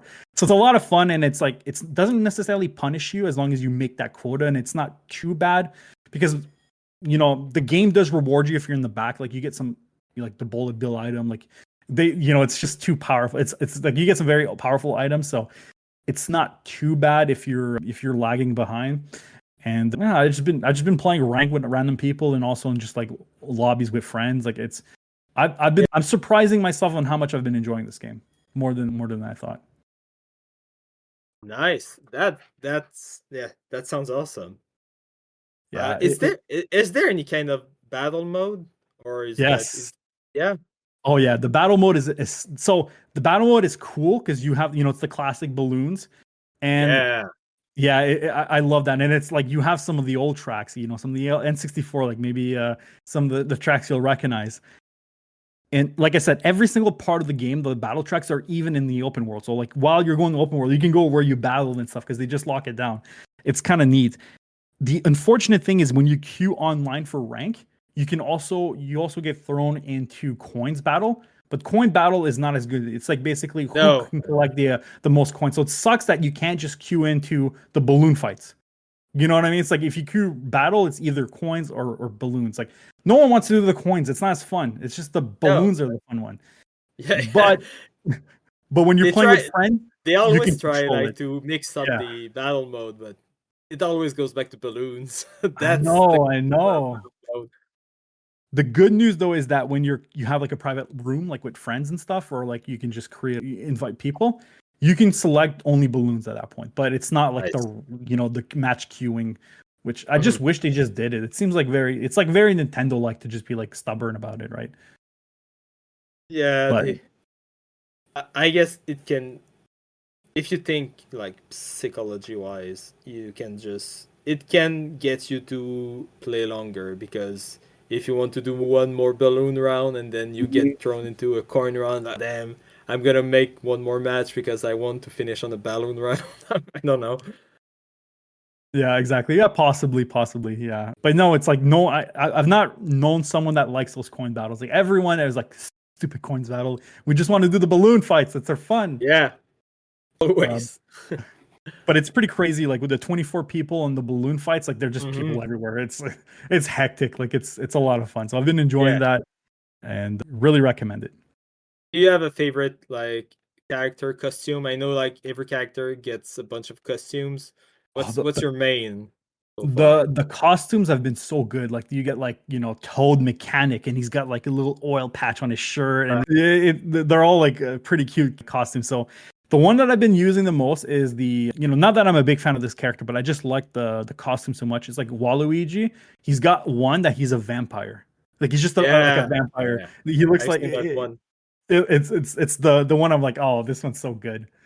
It's awesome. So I've been enjoying that one. There's a lot of Yoshi ones that are cool, and the costumes have been pretty impressive. They went some. It's not just like reskin. Some of them are a little boring, but most of them have been really cool. So cool. Yeah. I am a big Waluigi guy, so You are? You Okay, there you go. You Yeah, like the vampire one then. yeah. I think most of those costumes like were introduced in Mario Kart Tour at first because Oh, right. Yeah. microtransactions and stuff, but it's cool seeing them like in a real game between Mhm. air quotes, like a real Mario Kart. That's very cool. Yeah. Yeah, it's a lot of fun. It's good. So as far as tier lists, Yeah, you know, I was pretty positive about it, right? But I don't think I'm gonna put it in A. As much as I was pretty positive, right? Like ultimately, the game is good, but it could have just been so much better. It's still good, and it might just be more that like I'm not a massive like it might just be an easy A for someone who's like a Mario Kart fan. But for me, it's probably just like a B. Like, and again, a B is yeah, not a bad thing, right? It's just a good game. Like, it's still worth to play and yeah, it's a lot of fun. But yeah, maybe it's because I made a whole story about having these secret boss rooms after unlocking certain amount of open world thing that I was just such a letdown. I was telling you, I was like, oh my god, this game's gonna be so good, but it was disappointing. But no, I think it's gonna be a B, and it's some yeah, folks agree, but I think it's a fair game. It's just fun. It's just fun, but it's not yeah, could be better. Could be better, I'm holding yeah, it to a higher standard than like Wheelsprung, let's say. You know? yeah. I get that. I get that. Not saying that Wheelsprung is better than Mario Kart, but Exactly. if you have a play date, like Wheelsprung is kind of a must play, especially if you have Uh, any Elastomania nostalgia. While Mario Kart is yeah, it's more Mario Kart. yeah. It's more Mario Kart. You know exactly what you are. It doesn't reinvent the wheel. The open world thing is cool. But if they did more stuff to the open world, it would have been easy A for me. If they did some Yeah, cool stuff about it, but it's just more of the same. yeah. I get that. Well, that's totally fair. I mean, it's Mario Kart, and I'm sure they're gonna add like a bunch of DLCs anyway.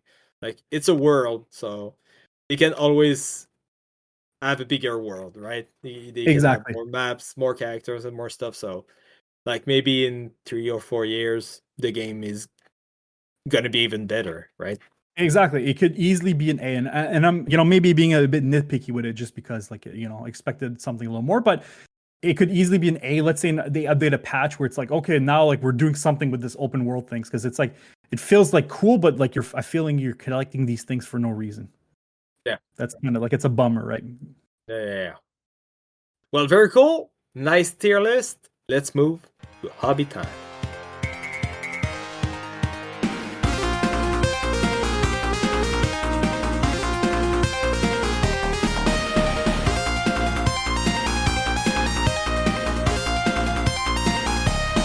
So, I have two things I want to talk about this week. My first hobby that I want to talk about is that I went rock climbing with my colleagues last week.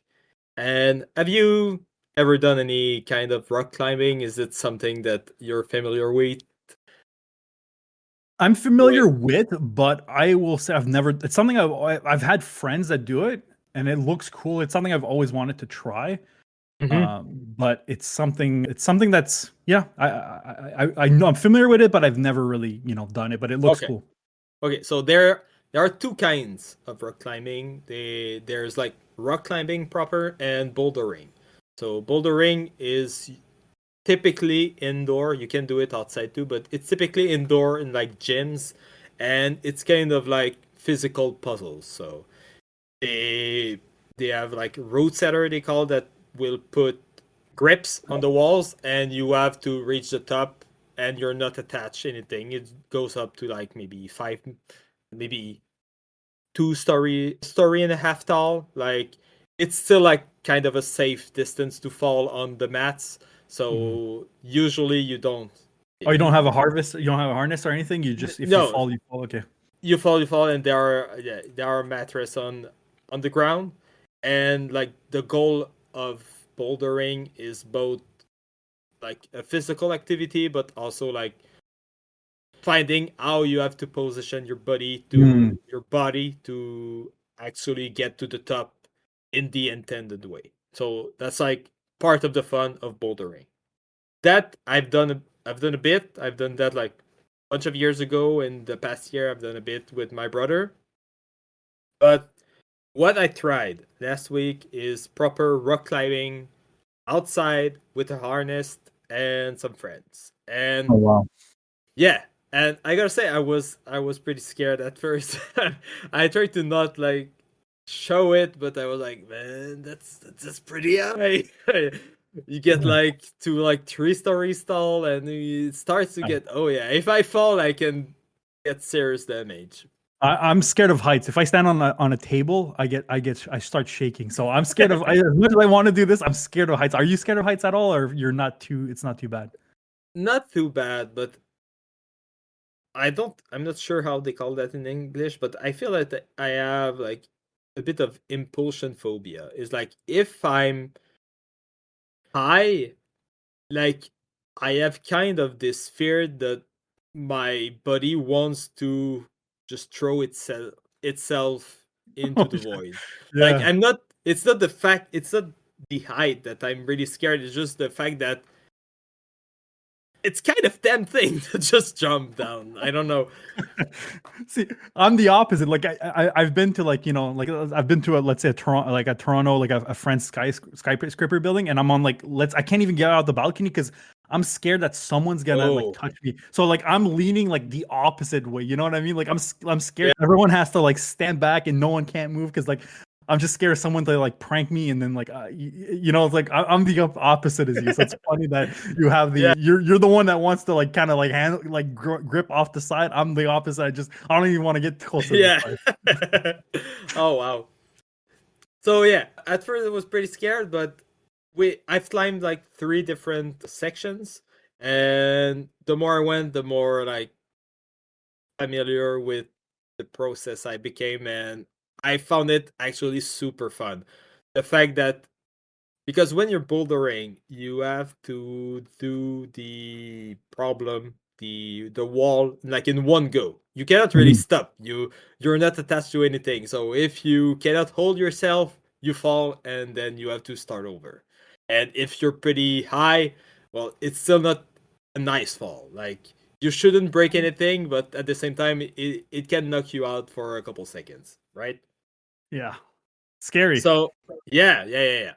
But with rock climbing outside with a harness and everything, it just once you've understood that the harness is solid and the people at the bottom holding you knows what they're doing, it's super securing. Like you if you're stuck and you don't know where to put your hands, put your feet, you can just tell them to hold you, and you can just chill out there a couple minutes and figure it out and then start climbing up again. And I really like that. It felt like a totally different experience, and like just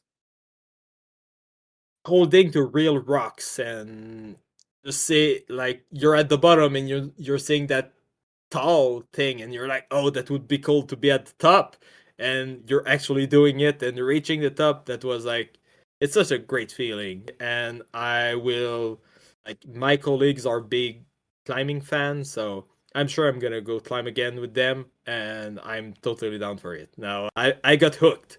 I It's hard to say, but it's hard to tell, but just I think there's a real human instinct of wanting to climb shit up. I And mean, yeah, it's it's true. fun. That's why like kids like have tree houses and climb trees and stuff, right? Like I mean, when we were kids, we used to climb stuff. It's kind of like ingrained in like our DNA, you know? It's Yeah. Yeah, you see a mountain and like, yeah, wouldn't it be cool to be at the top of the mountain, and then you can do it. Like, so yeah. That was extremely fun, and I will surely talk about it again during the summer. So yeah, yeah, great experience. I've always Yeah. wanted to do it, and there's some cool things too, just like around Eastern Canada as well, where it's like there's like rocks and there's like things where you can like like big mountainside like facades and stuff where you can just like hook Yeah. yourself and then like go around the rock. It's not like really climbing, but it's kind of like little edges, and it's kind of like a scary experience. But you're like hooked to like this thing where you're double hooked and you're like Mhm. moving across this like this big rock. And I've seen some things like that. I'm like, oh damn, this like as much as I'm scared to do it, like I would love to try. You know, it's just kind of like a fun experience. Yeah. And once you know that you're like, I feel like being attached and being harnessed is way more securing than even like walking near the edge Oh yeah, of a tower or 100%. something. Like you know, there's a physical link between you and not falling. Yeah, It's 100% there. You're attached. exactly. You cannot fall. So yeah. Exactly. And there's even like, you know, like there's two hooks. So like if one goes off, like you have like, Yeah. you know, the fault, like there's like some faulty, you know, Yeah, there's there's a redundancy. fail There's safe. redundancy. Yeah, exactly. Yeah. Yeah, for sure. So anyway, I recommend it to everybody. That was extremely fun. My second hobby is video related. I'm always working on videos, but now I have a big video planned for next week where I will visit every mini golf in Quebec City in a single day. And on the next day, I'm going to Montreal to play with Carl Carmony. Like he's like a golf champion guy here in Quebec that used to go on TV in the 80s and 90s. So that video has been a lot of fun, and like I the last video I released, I went to every arcade in Quebec City, and for that video, I just like went around with my brother. I wanted to invite friends and stuff, and I wasn't feeling very well like last summer, so it just didn't happening. I just did the video with my brother, but this time I have like a real schedule to go to every mini golf.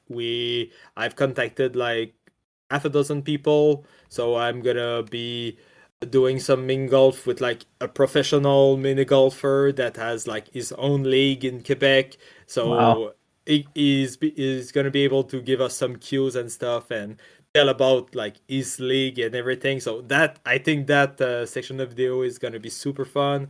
My cousin also is gonna play with me, my best friend, and there are like two guys on Instagram that go play mini golf in like a bunch of cities around the world that just answered me, so I should be able to fit them in like at the end of the day. So I've been hard at work at just planning the whole day. Like it's gonna be kind of crazy, like going to like 10 different places in a single day, and I have a tight schedule because in each at each mini golf there's gonna be someone waiting for me to play the next round, and between everything else, we'll have to film all of that to make like a compelling video afterwards. So Exactly. it's yeah, You don't want people to wait for you, right? Because you ask them to wait. So it's kind of yeah, tough, right? Because of scheduling. Yeah. yeah. I'm sure everybody's gonna be understanding if we have Of 15 course. Of minutes course. or anything. But at the same time, that's the like my goal is to follow that schedule so we can Absolutely. actually fit everyone in the single day. And like I had to pick all the places, check what's opening at what time, what's closing at what time, so I actually can make a schedule that makes sense so that we can start early and end late and not skip any places because of their closing. So yeah, my biggest challenge is the weather. Like it's always raining here in Quebec City for the past month, like especially on weekends. So I'm just touching some wood, hoping that we get like a sunny day in like 8 days, and hopefully this video should release at the end of the summer or something. I'm really hyped. I feel like I have a good streak of videos coming in with great subjects, so pretty excited for this one. Yeah, I mean your arcade video I really loved. Like I really recommend people, and you did a good job like putting subtitles in English. So obviously I Thanks, speak man. French, so I listened to it, but it was really good. So folks, if you haven't listened to it, I'm sure you've talked about it multiple times, but it's really good, well done, and it, you know it's pretty funny. Some interesting things that happen. So I'm excited for your Yeah. next videos. I'm pretty excited for them. I'm hyped. You did a good job. Thanks, man. Thanks, man. And I like this mini golf game is gonna be like the second video in that video series where I go visit a bunch of things in a single day, and I have like many other ideas to continue like this series. So hopefully it can get a bit trending, so I can justify spending like $300 every time to go to a bunch of places. But if you want to any special queues. I feel like I heard that there's a new arcade opening in Quebec City, maybe in the following year or something. So when that opens, I would like to do an arcade video part 2 because the arcade places changed a lot. Like in the last year, it somehow like everything's different. There's a bunch of new places that opened up, so I think it would be interesting to do like I think I could do like 20 new places. Absolutely. And you could even go like, I mean, this is going to be a big one, but you could go like Montreal. There's a ton of like Yeah.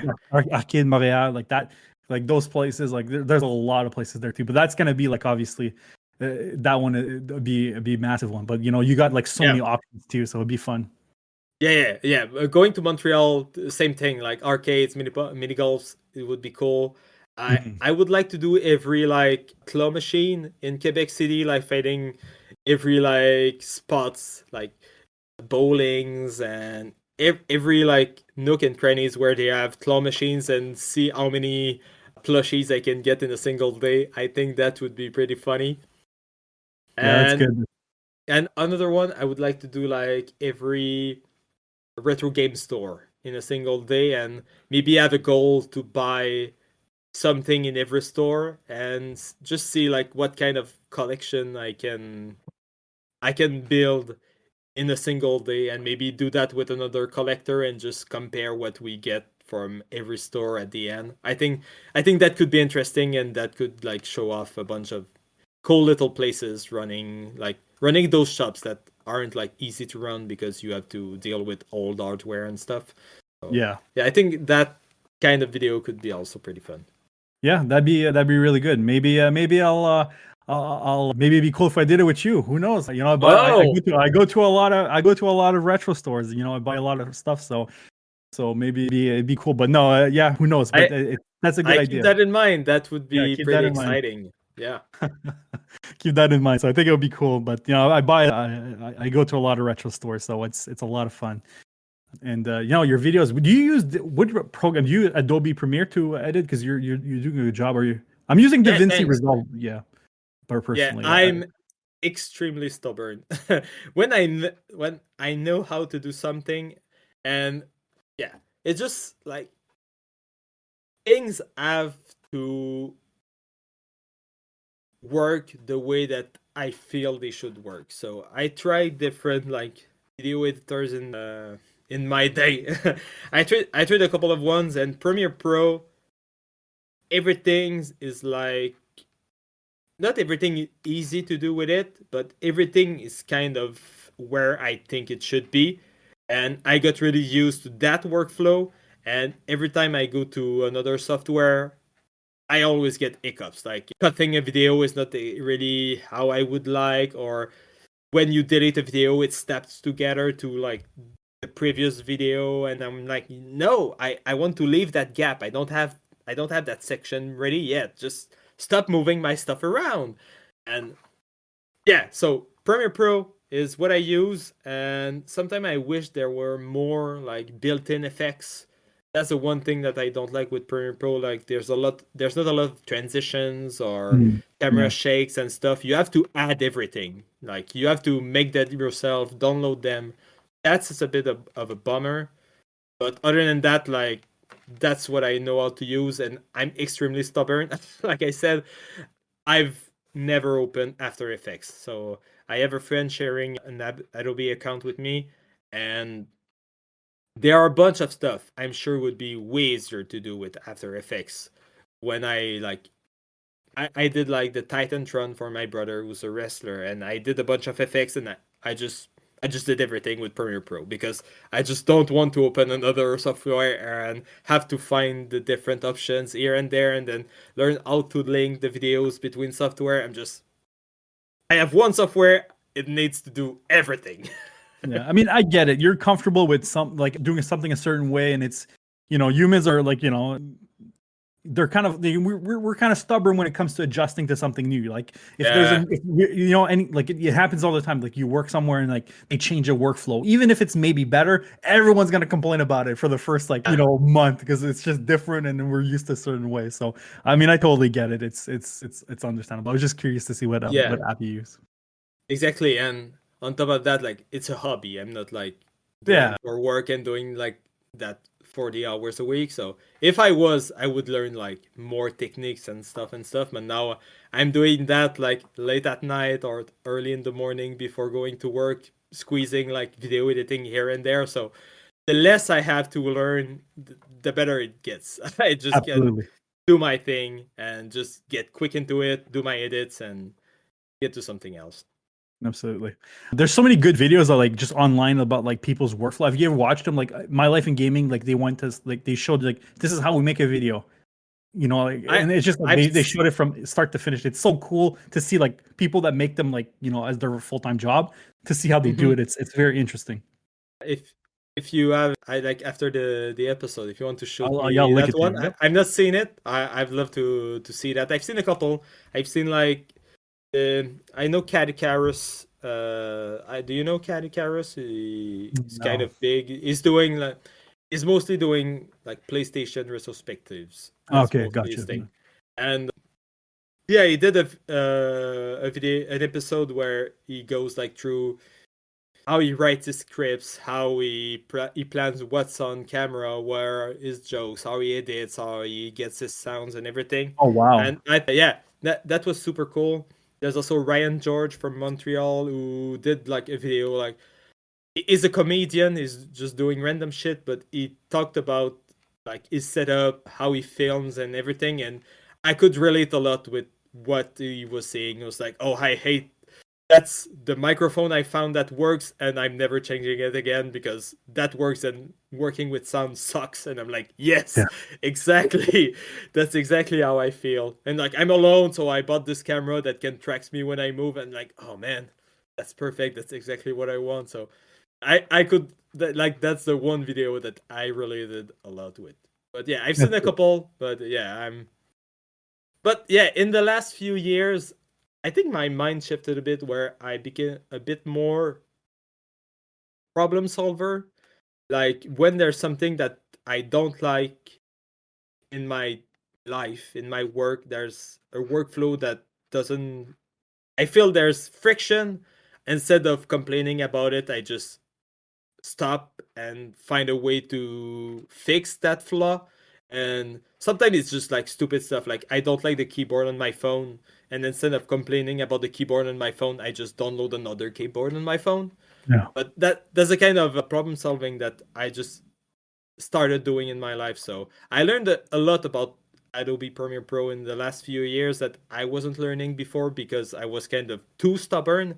But now I was like, oh, that is stupid. I'm sure there's a better way to do that. And then I learned that like I could synchronize automatically my voice with the video with the click of a button. But when you do a right click, there's like 50 different options in the drop down. So it's not like something that you can just stumble upon. You have to check every options, and but that's something that I learned, and now my video process is faster because I don't have to spend 5 minutes adjusting all my voices with my videos because I can do it automatically.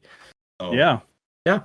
It's cool, and yeah, that's a healthy way to look at it. It's just like it's good, these videos too, because they show you like examples of workflow, and it's like, okay, Mhm. they're doing this, and being more efficient. Even if you learn, like, let's say you spend like an hour learning something, but at the end of the day, that learning that thing for an hour will save you like hours at the end of Yeah. the year, right? So it's worth it to sometimes put like the effort into to learning Oh things. yeah. And I'm also like bad about that, and I'm trying to also improve these types of things where you just have to be a little better about these things. So it's good that you're recognizing that. But I'm also very stubborn. So Yeah, I understand. yeah, I'm saying these things, but I'm doing the opposite. Yeah. It's easier to say than to apply, Yeah, but yeah, exactly, we have exactly, to strive for those goals. And yeah, exactly. hearing about other perspective and everything, it can always just bring something, even though sometimes it's not exactly what you think that it will bring in your life, but just seeing a different perspective, you just can pick up like nuggets here and there, and like, oh yeah, that I really like, and I can bring that Exactly. my workflow into my life, and yeah, get better. Exactly. No, exactly. It's the same idea. So it's yeah, it's cool. It's cool. I'm impressed. Your videos are very good. So I'm looking forward to the next ones. Yeah, thanks, man. Thanks, man. Yeah, I had I have a hard time like half-assing a video. Like, I really when I do a video, it's because I'm very passionate about the subject, and then I just every time I'm like, oh, I'm not gonna push it too much. I'm gonna do simple edits and stuff, and then 30 You end up hours later, I'm like, oh yeah, I spent 2 hours animating this little joke that lasts 3 seconds. yeah, then like half the people, yeah, it's you know what, it's not to spend too much time on this, but I'm also like just like when I'm part of the reason I think I stopped making videos for a bit here on YouTube, and I'm not stopping, but I went back and I'm like, why am I doing this? Like I literally edited for like 3 hours, all my like not like I had to every time I stumble on a word, like I'm not like when I speak, like I'm not very proficient. My language is not like perfect, right? So like a lot of times when I speak, it's not as fluent as someone who as long as I'm trying to get better at it. It's a skill to practice, but saying things like and things like that. I used to spend like my videos. I spend like 3 hours cutting them out. I'm like, at the end of the day, like no one's probably gonna notice. Like, and there might be one person out of like 200 that's not gonna like it. And at the end of the day, like who cares really, Yeah, exactly. So it's something that I need to change that as well. So, all right, Oh, very so cool. Great questions, Matt. I love talking yeah, about yeah, video yeah. and No worries, just no. video editing in general. So Yeah, I mean, it's something that it kind of falls on my hobby as well. As much I'm not doing it recently, but it's something that I enjoy as well. So yeah, it's fun to talk about. nice. As far as my And what about hobbies, your hobby? Yeah. yeah. As far as my hobbies, well, I have two. I only wrote one, but I'll do them real quick. The first one I'll just do because it's so different. Well, it's not different, but I really got into like this is something I do in my real day-to-day job, but I started really getting into like scripting and like doing things a little more efficient. So for example, something I've been wanting to do on my stream for a long time is I'm not sure if you're familiar with the site called Flickchart. It's like a way that they present you two movies and you have to pick your favorite movie. And they show you two movies, you pick your favorite movie, and they do a ranking on that. So let's say movie number one shows up versus new movie rank number two, and movie number two is higher than movie one, then movie two will move over to movie one. So it's just like Okay. an algorithm where you're supposed to do like thousands of times. Now, I've wanted to do this for the longest time on my stream where someone could redeem and then be like, hey, I want to see every single game you've beaten. I have a flat file of every single game I've beaten. I want you to battle, let's say, Pikmin 4 versus Super Mario Brothers 1. Right? So like they Yeah, could yeah, just yeah. pull a random game. So it's all random. And it'd be fun to have this conversation on stream, be like to trying to justify which game is better. So I really got into API and scripting, and it's been a fun hobby. So there's a bot called StreamerBot. It's all open source, not open source, but it's all free, and it's incredible. I mean, powerful tool. And I really got into it, and I finally got it working after years of trying. I sat down for 12 hours, and I said, okay, I just got to do it. So I sat down. It took me 12 hours to start to finish, and I got it done with PowerShell scripts. If you are familiar with like scripting, if they're aware of that. Yeah, yeah, yeah. So I did it with all PowerShell scripting, and it works beautiful, and it's updating automatically on a PowerShell script based on the results of which game is better than what, and pulling from a flat file. So finally got it working. So I've been really getting into a lot more just general scripting, a lot more bot work on you can do the same thing with like a Discord bot, but this is just a Twitch bot, and it's been a lot of fun. So that's my first hobby. And in the second hobby, if you have any questions about the first hobby, then you can ask. But the second hobby that I got into is something I I'm a big fan. I'm not a big sports guy, but I am a massive hockey fan. So obviously because the playoffs are going on, I've been watching. It's been a lot of fun. And one thing that I really enjoy watching and trying to figure out is drafting. So the NHL draft is the same thing as like the other sports, and you have the young prospects, and obviously I have a team that I cheer for, so I know which rank they're picking from. And I always try to like, this is something I'm getting into. I'm not that good, but it's something that I really want to, is like evaluating prospects. If I was in the position of my team, which player would I pick at that spot with all these players available, and trying to see if I would do better? Because I'm really into like getting more into like, I've always been into statistics and numbers and like and trying to do these things. So it's something that I've been really getting into. Now, I'll be honest, like this is like a full-time job. A lot of people do this, like, prospect watching. A lot of people watch, like, I don't actually watch these prospects games because that's like a lot of work to Yeah. watch every single. So I don't do that. So a lot of people like do that. So I just base off the results of what the scouts are reporting, and I try to make my judgment based on that. But ideally, I would like to do it one day where I actually start watching some of these upcoming prospects and use that judgment myself to try and find like maybe a hidden player somewhere that could be a really good player in the later round. So it's something that's a lot of fun, and with the the draft coming up and at the end of the month, it's exciting to see which player is available. It's I don't know, just something about the draft is so fun to see like these young players get picked, and like seeing which player falls, and like maybe there's like you try to figure out why is this one player that's like supposedly very good that's falling down the ranks, trying to piece it Yeah. together. What is there a reason? It's a lot of fun. Yeah, I bet. Do you have any insight on who the Habs might pick this year? Well, what's your Yes, guess so far?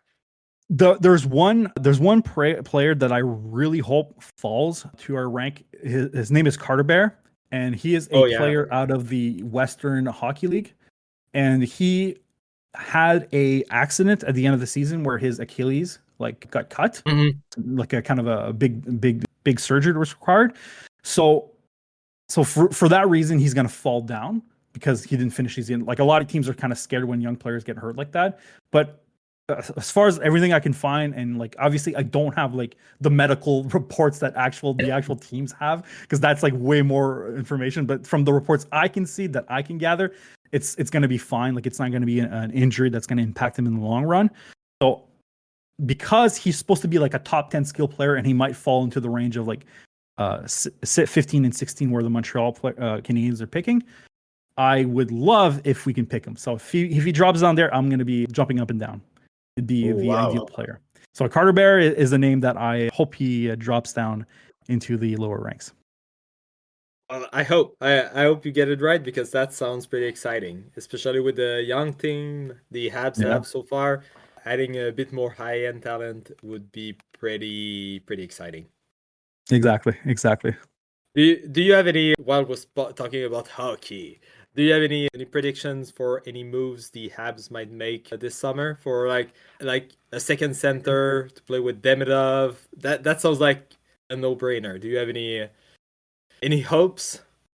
I mean, I'd certainly hope, but it's like, it's all about like, in my opinion, there is a good chance that the Habs miss the playoffs next year, and it's not that Yeah. doesn't mean that it's a failure, because next year you have to think about it. It's like, okay, we're even getting even younger next year. Like there's two players that are gonna make the club next year. Where I'm in Devindov, which you just mentioned, and also David Rybacker, who is going to be a Yeah. defenseman. He's going to make it. He's going to play for the team. So you're just getting even younger. So next year there's a good chance that we don't, the Montreal Canadiens don't make the playoff, and that's not necessarily a failure. So I just hope fans are going to be a bit reasonable. And I mean, that's a lot to ask for this fan base sometimes, but I hope that fans can expect that. So as far as players, I mean, I'm hoping that they get someone, but there's a chance that it's a lot harder.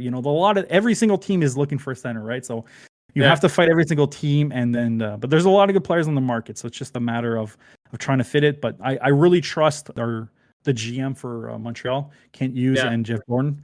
Like they're two very very smart people. So yeah, I have faith in them. We're turning Yeah. into a sports podcast now. Exactly. It's pretty rare. Yeah, the, yeah, yeah, the trash exactly. sport. I'm gonna go and be a dumb Habs fan, but man, that having Crosby would Oh be, yeah. yeah, depends. They have to rebuild. The Habs have a ton of young player and stuff. Like you could maybe sacrifice Hage and Fowler, or maybe one of our goalers that are currently like pretty good. Like Mhm. uh, like both Montembo and what's his name, the other one that was pretty impressive at the end of the season. Like It's oh my god, I'm drawing a blank.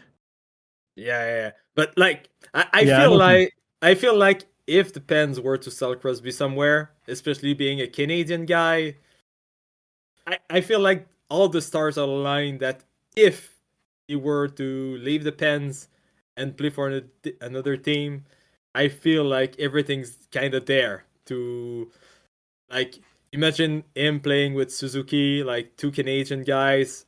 Yeah. That Yeah, it that would that be. would be something. Yeah, I mean, it like there's probably like what 5% chance it happens because like I feel like Yeah, Crosby is the type of guy who's gonna go down with the ship, right? Like that team is not yeah, gonna be good. It's gonna go down. They're selling. They're just selling. I mean, there's news today that they're really like they're really trying to like sell everything and yeah, because there's a next year there's gonna like a phenomenal pick like McDavid level, like not McDavid level, but there's a yeah. pick called Gavin not McKenna. Gavin. Yeah, McKenna. Sorry, yeah, Gavin Yeah, McKenna, who's gonna be like a potential superstar. So I mean, knowing the Pittsburgh Penguins luck, going from Jagger to yeah, Crosby, from like Jagger, Lemieux, Crosby to make it like it's gonna be yeah. just crazy if they get him. Yeah. So yeah, I'm holding out for the Crosby conspiracy, but that would be something. I It feel would like be it'd be I fun. feel like it could happen. It could happen, yeah. There's a chance, but it's very light. It just feels like it's basically Crosby's decision if he wants to leave or not, right? At this point. Yeah, basically. Well, cool stuff, cool stuff. It's been fun talking about sports a little bit, Yep. but the times is advancing fast, and we still have a bit of podcast to do. Let's go to the loot box. Yes.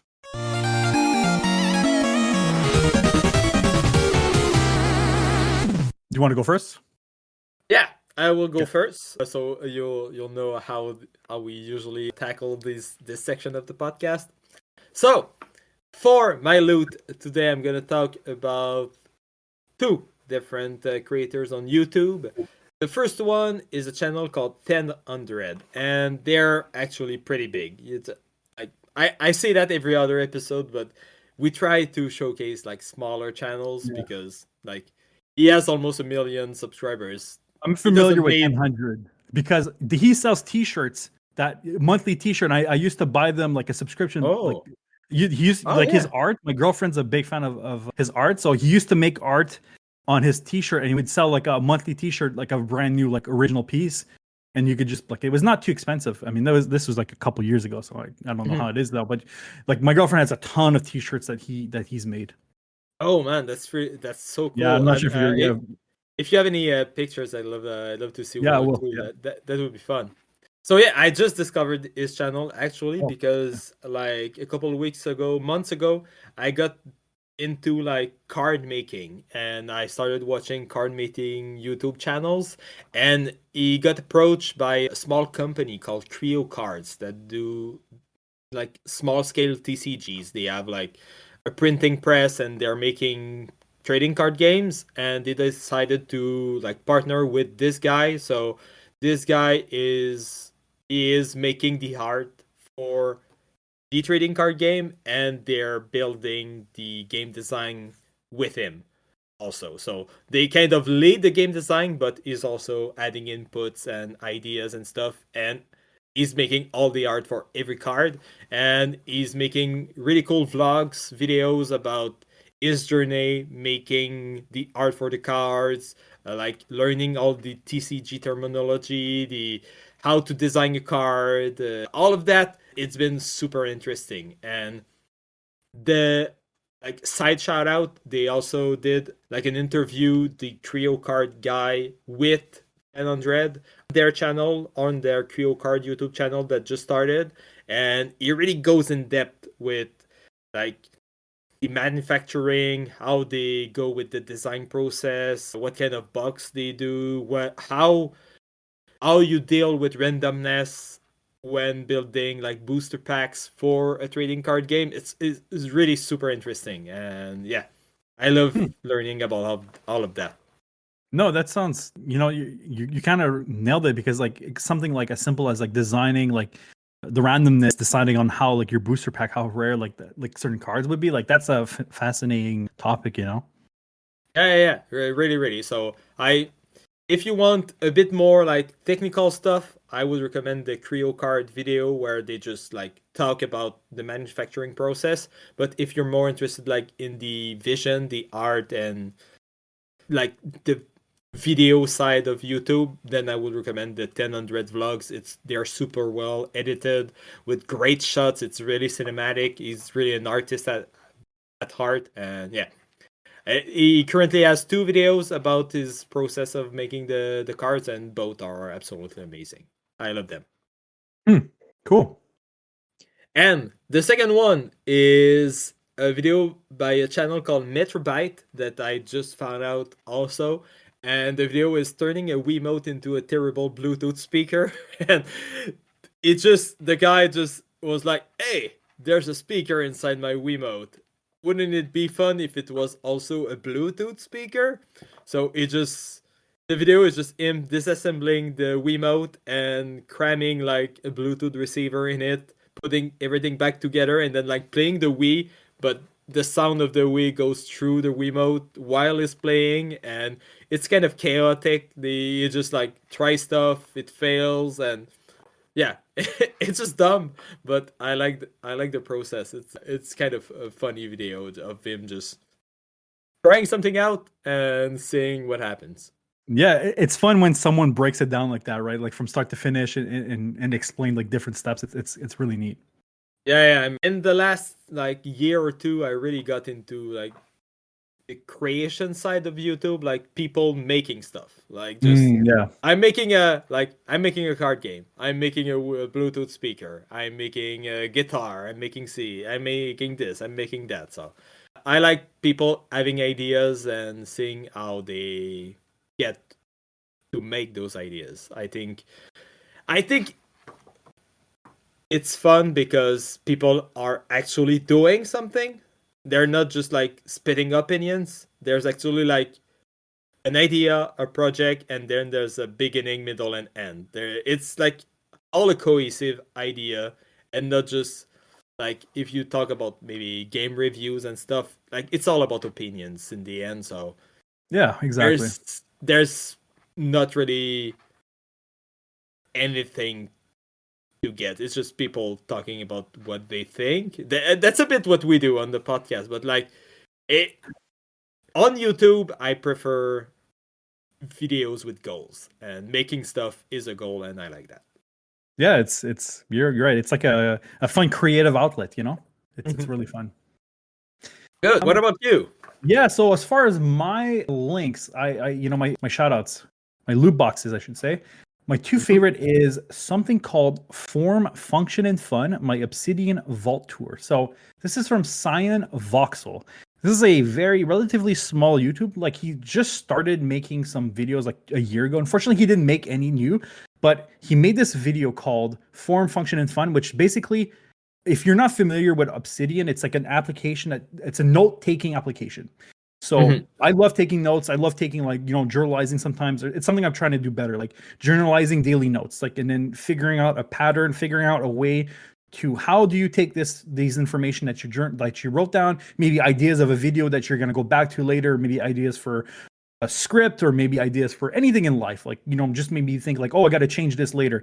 How do you put all this information into a way, in a form that works? So this is a video that sort of highlights his workflow about Obsidian and how to use Obsidian, which is a note-keeping app. He also takes a lot of notes, like physical notes, like most Moleskine little notebooks, and he actually digitalized all of them with like color matching pictures. Like he has like a printer. He showed them how he did all the printing, and it's basically, even if if this sounds kind of boring, the video itself is so visually beautiful because he uses like his notes are so well drawn that when you're looking into like how he digitalizes his physical notes and how he uses his physical notes with his digital notes, how he merges them together, it's so fascinating on how how beautiful it is. So, I'm kind of giving a shout out to this Cyan Voxel because he hasn't made a video in a while, and I'm hoping he's gonna come back. But his videos, he also started this new open source project where it's called Tag Studios,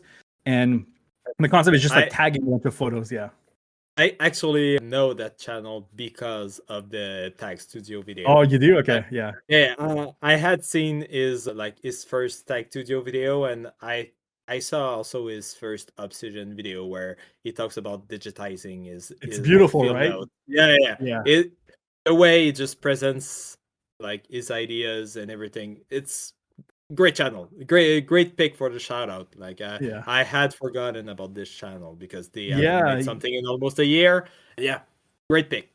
he doesn't have a ton of subscribers, and yeah, his it's just beautiful videos. So hopefully he's gonna come, he's gonna make more videos. So very special shout out to him.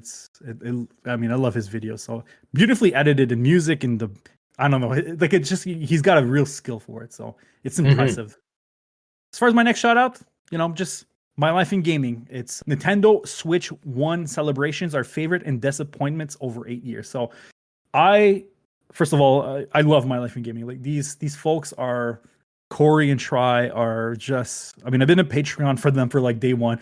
I just love anything they make, and they're very like clearly passionate about video games. Like to them, it's like, it's kind of like us, right? We're like very passionate about it. It's a lot of fun. So they're very passionate, and every time they talk, it's like they talk with passion. It's a lot of fun to listen to. So that video is like 2 hours long, and it's such a fun to listen to because they talk about like some of their favorite gaming moments on the Switch, and they're gonna do it for other systems. So they're gonna do it on the Switch, and they just talk about nice. Yeah, it's cool. They give it like a kind of like a top 10 of their favorite games, their disappointments, explain why, some of their favorite things, and doesn't really matter for me anyway. It doesn't really matter about anything as long as someone's like extremely passionate about it, and I can listen to anything talking. Like let's say I'm not into motorcycles, but if someone's like passionate about motorcycles and does it in an elegant way and it's beautiful, and I could listen to them. And that's why with Try and Corey, like they're both so in love and love the hobby that when they talk about it, it's so like addicting to listen to. So.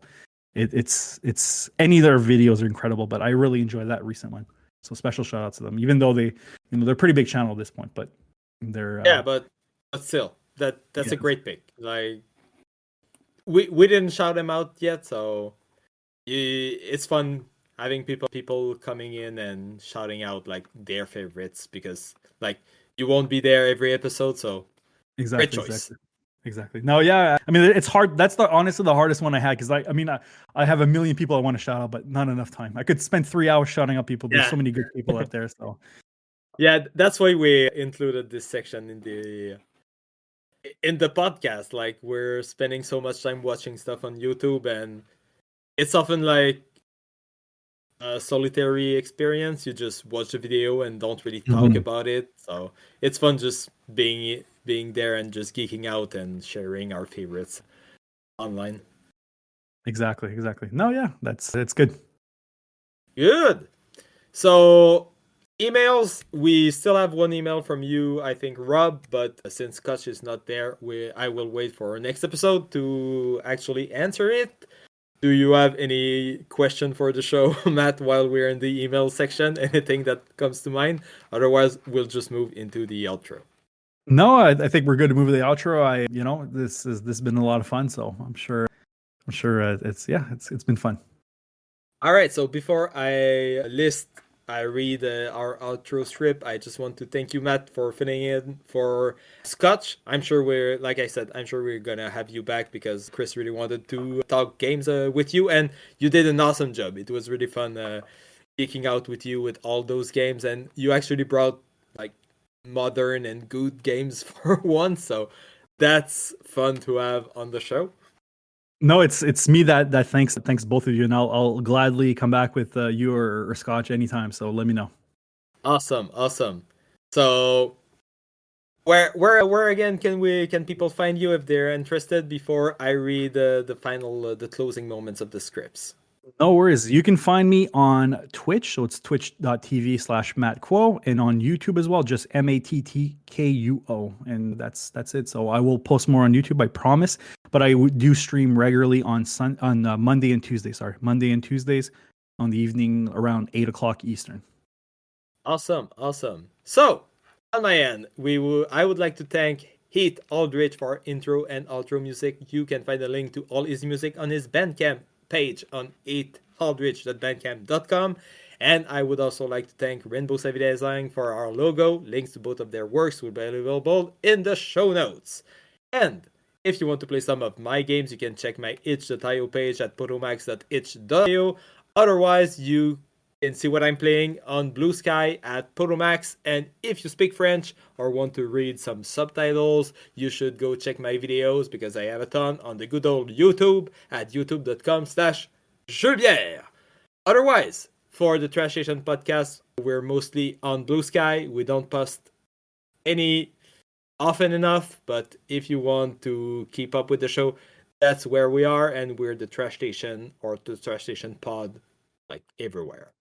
So thank you again, Matt. Thank you to everybody who's been listening. Thank you, Chris, for listening to this episode because you weren't on the episode. And we'll see you in 2 weeks. Thank you. Yeah, bye-bye.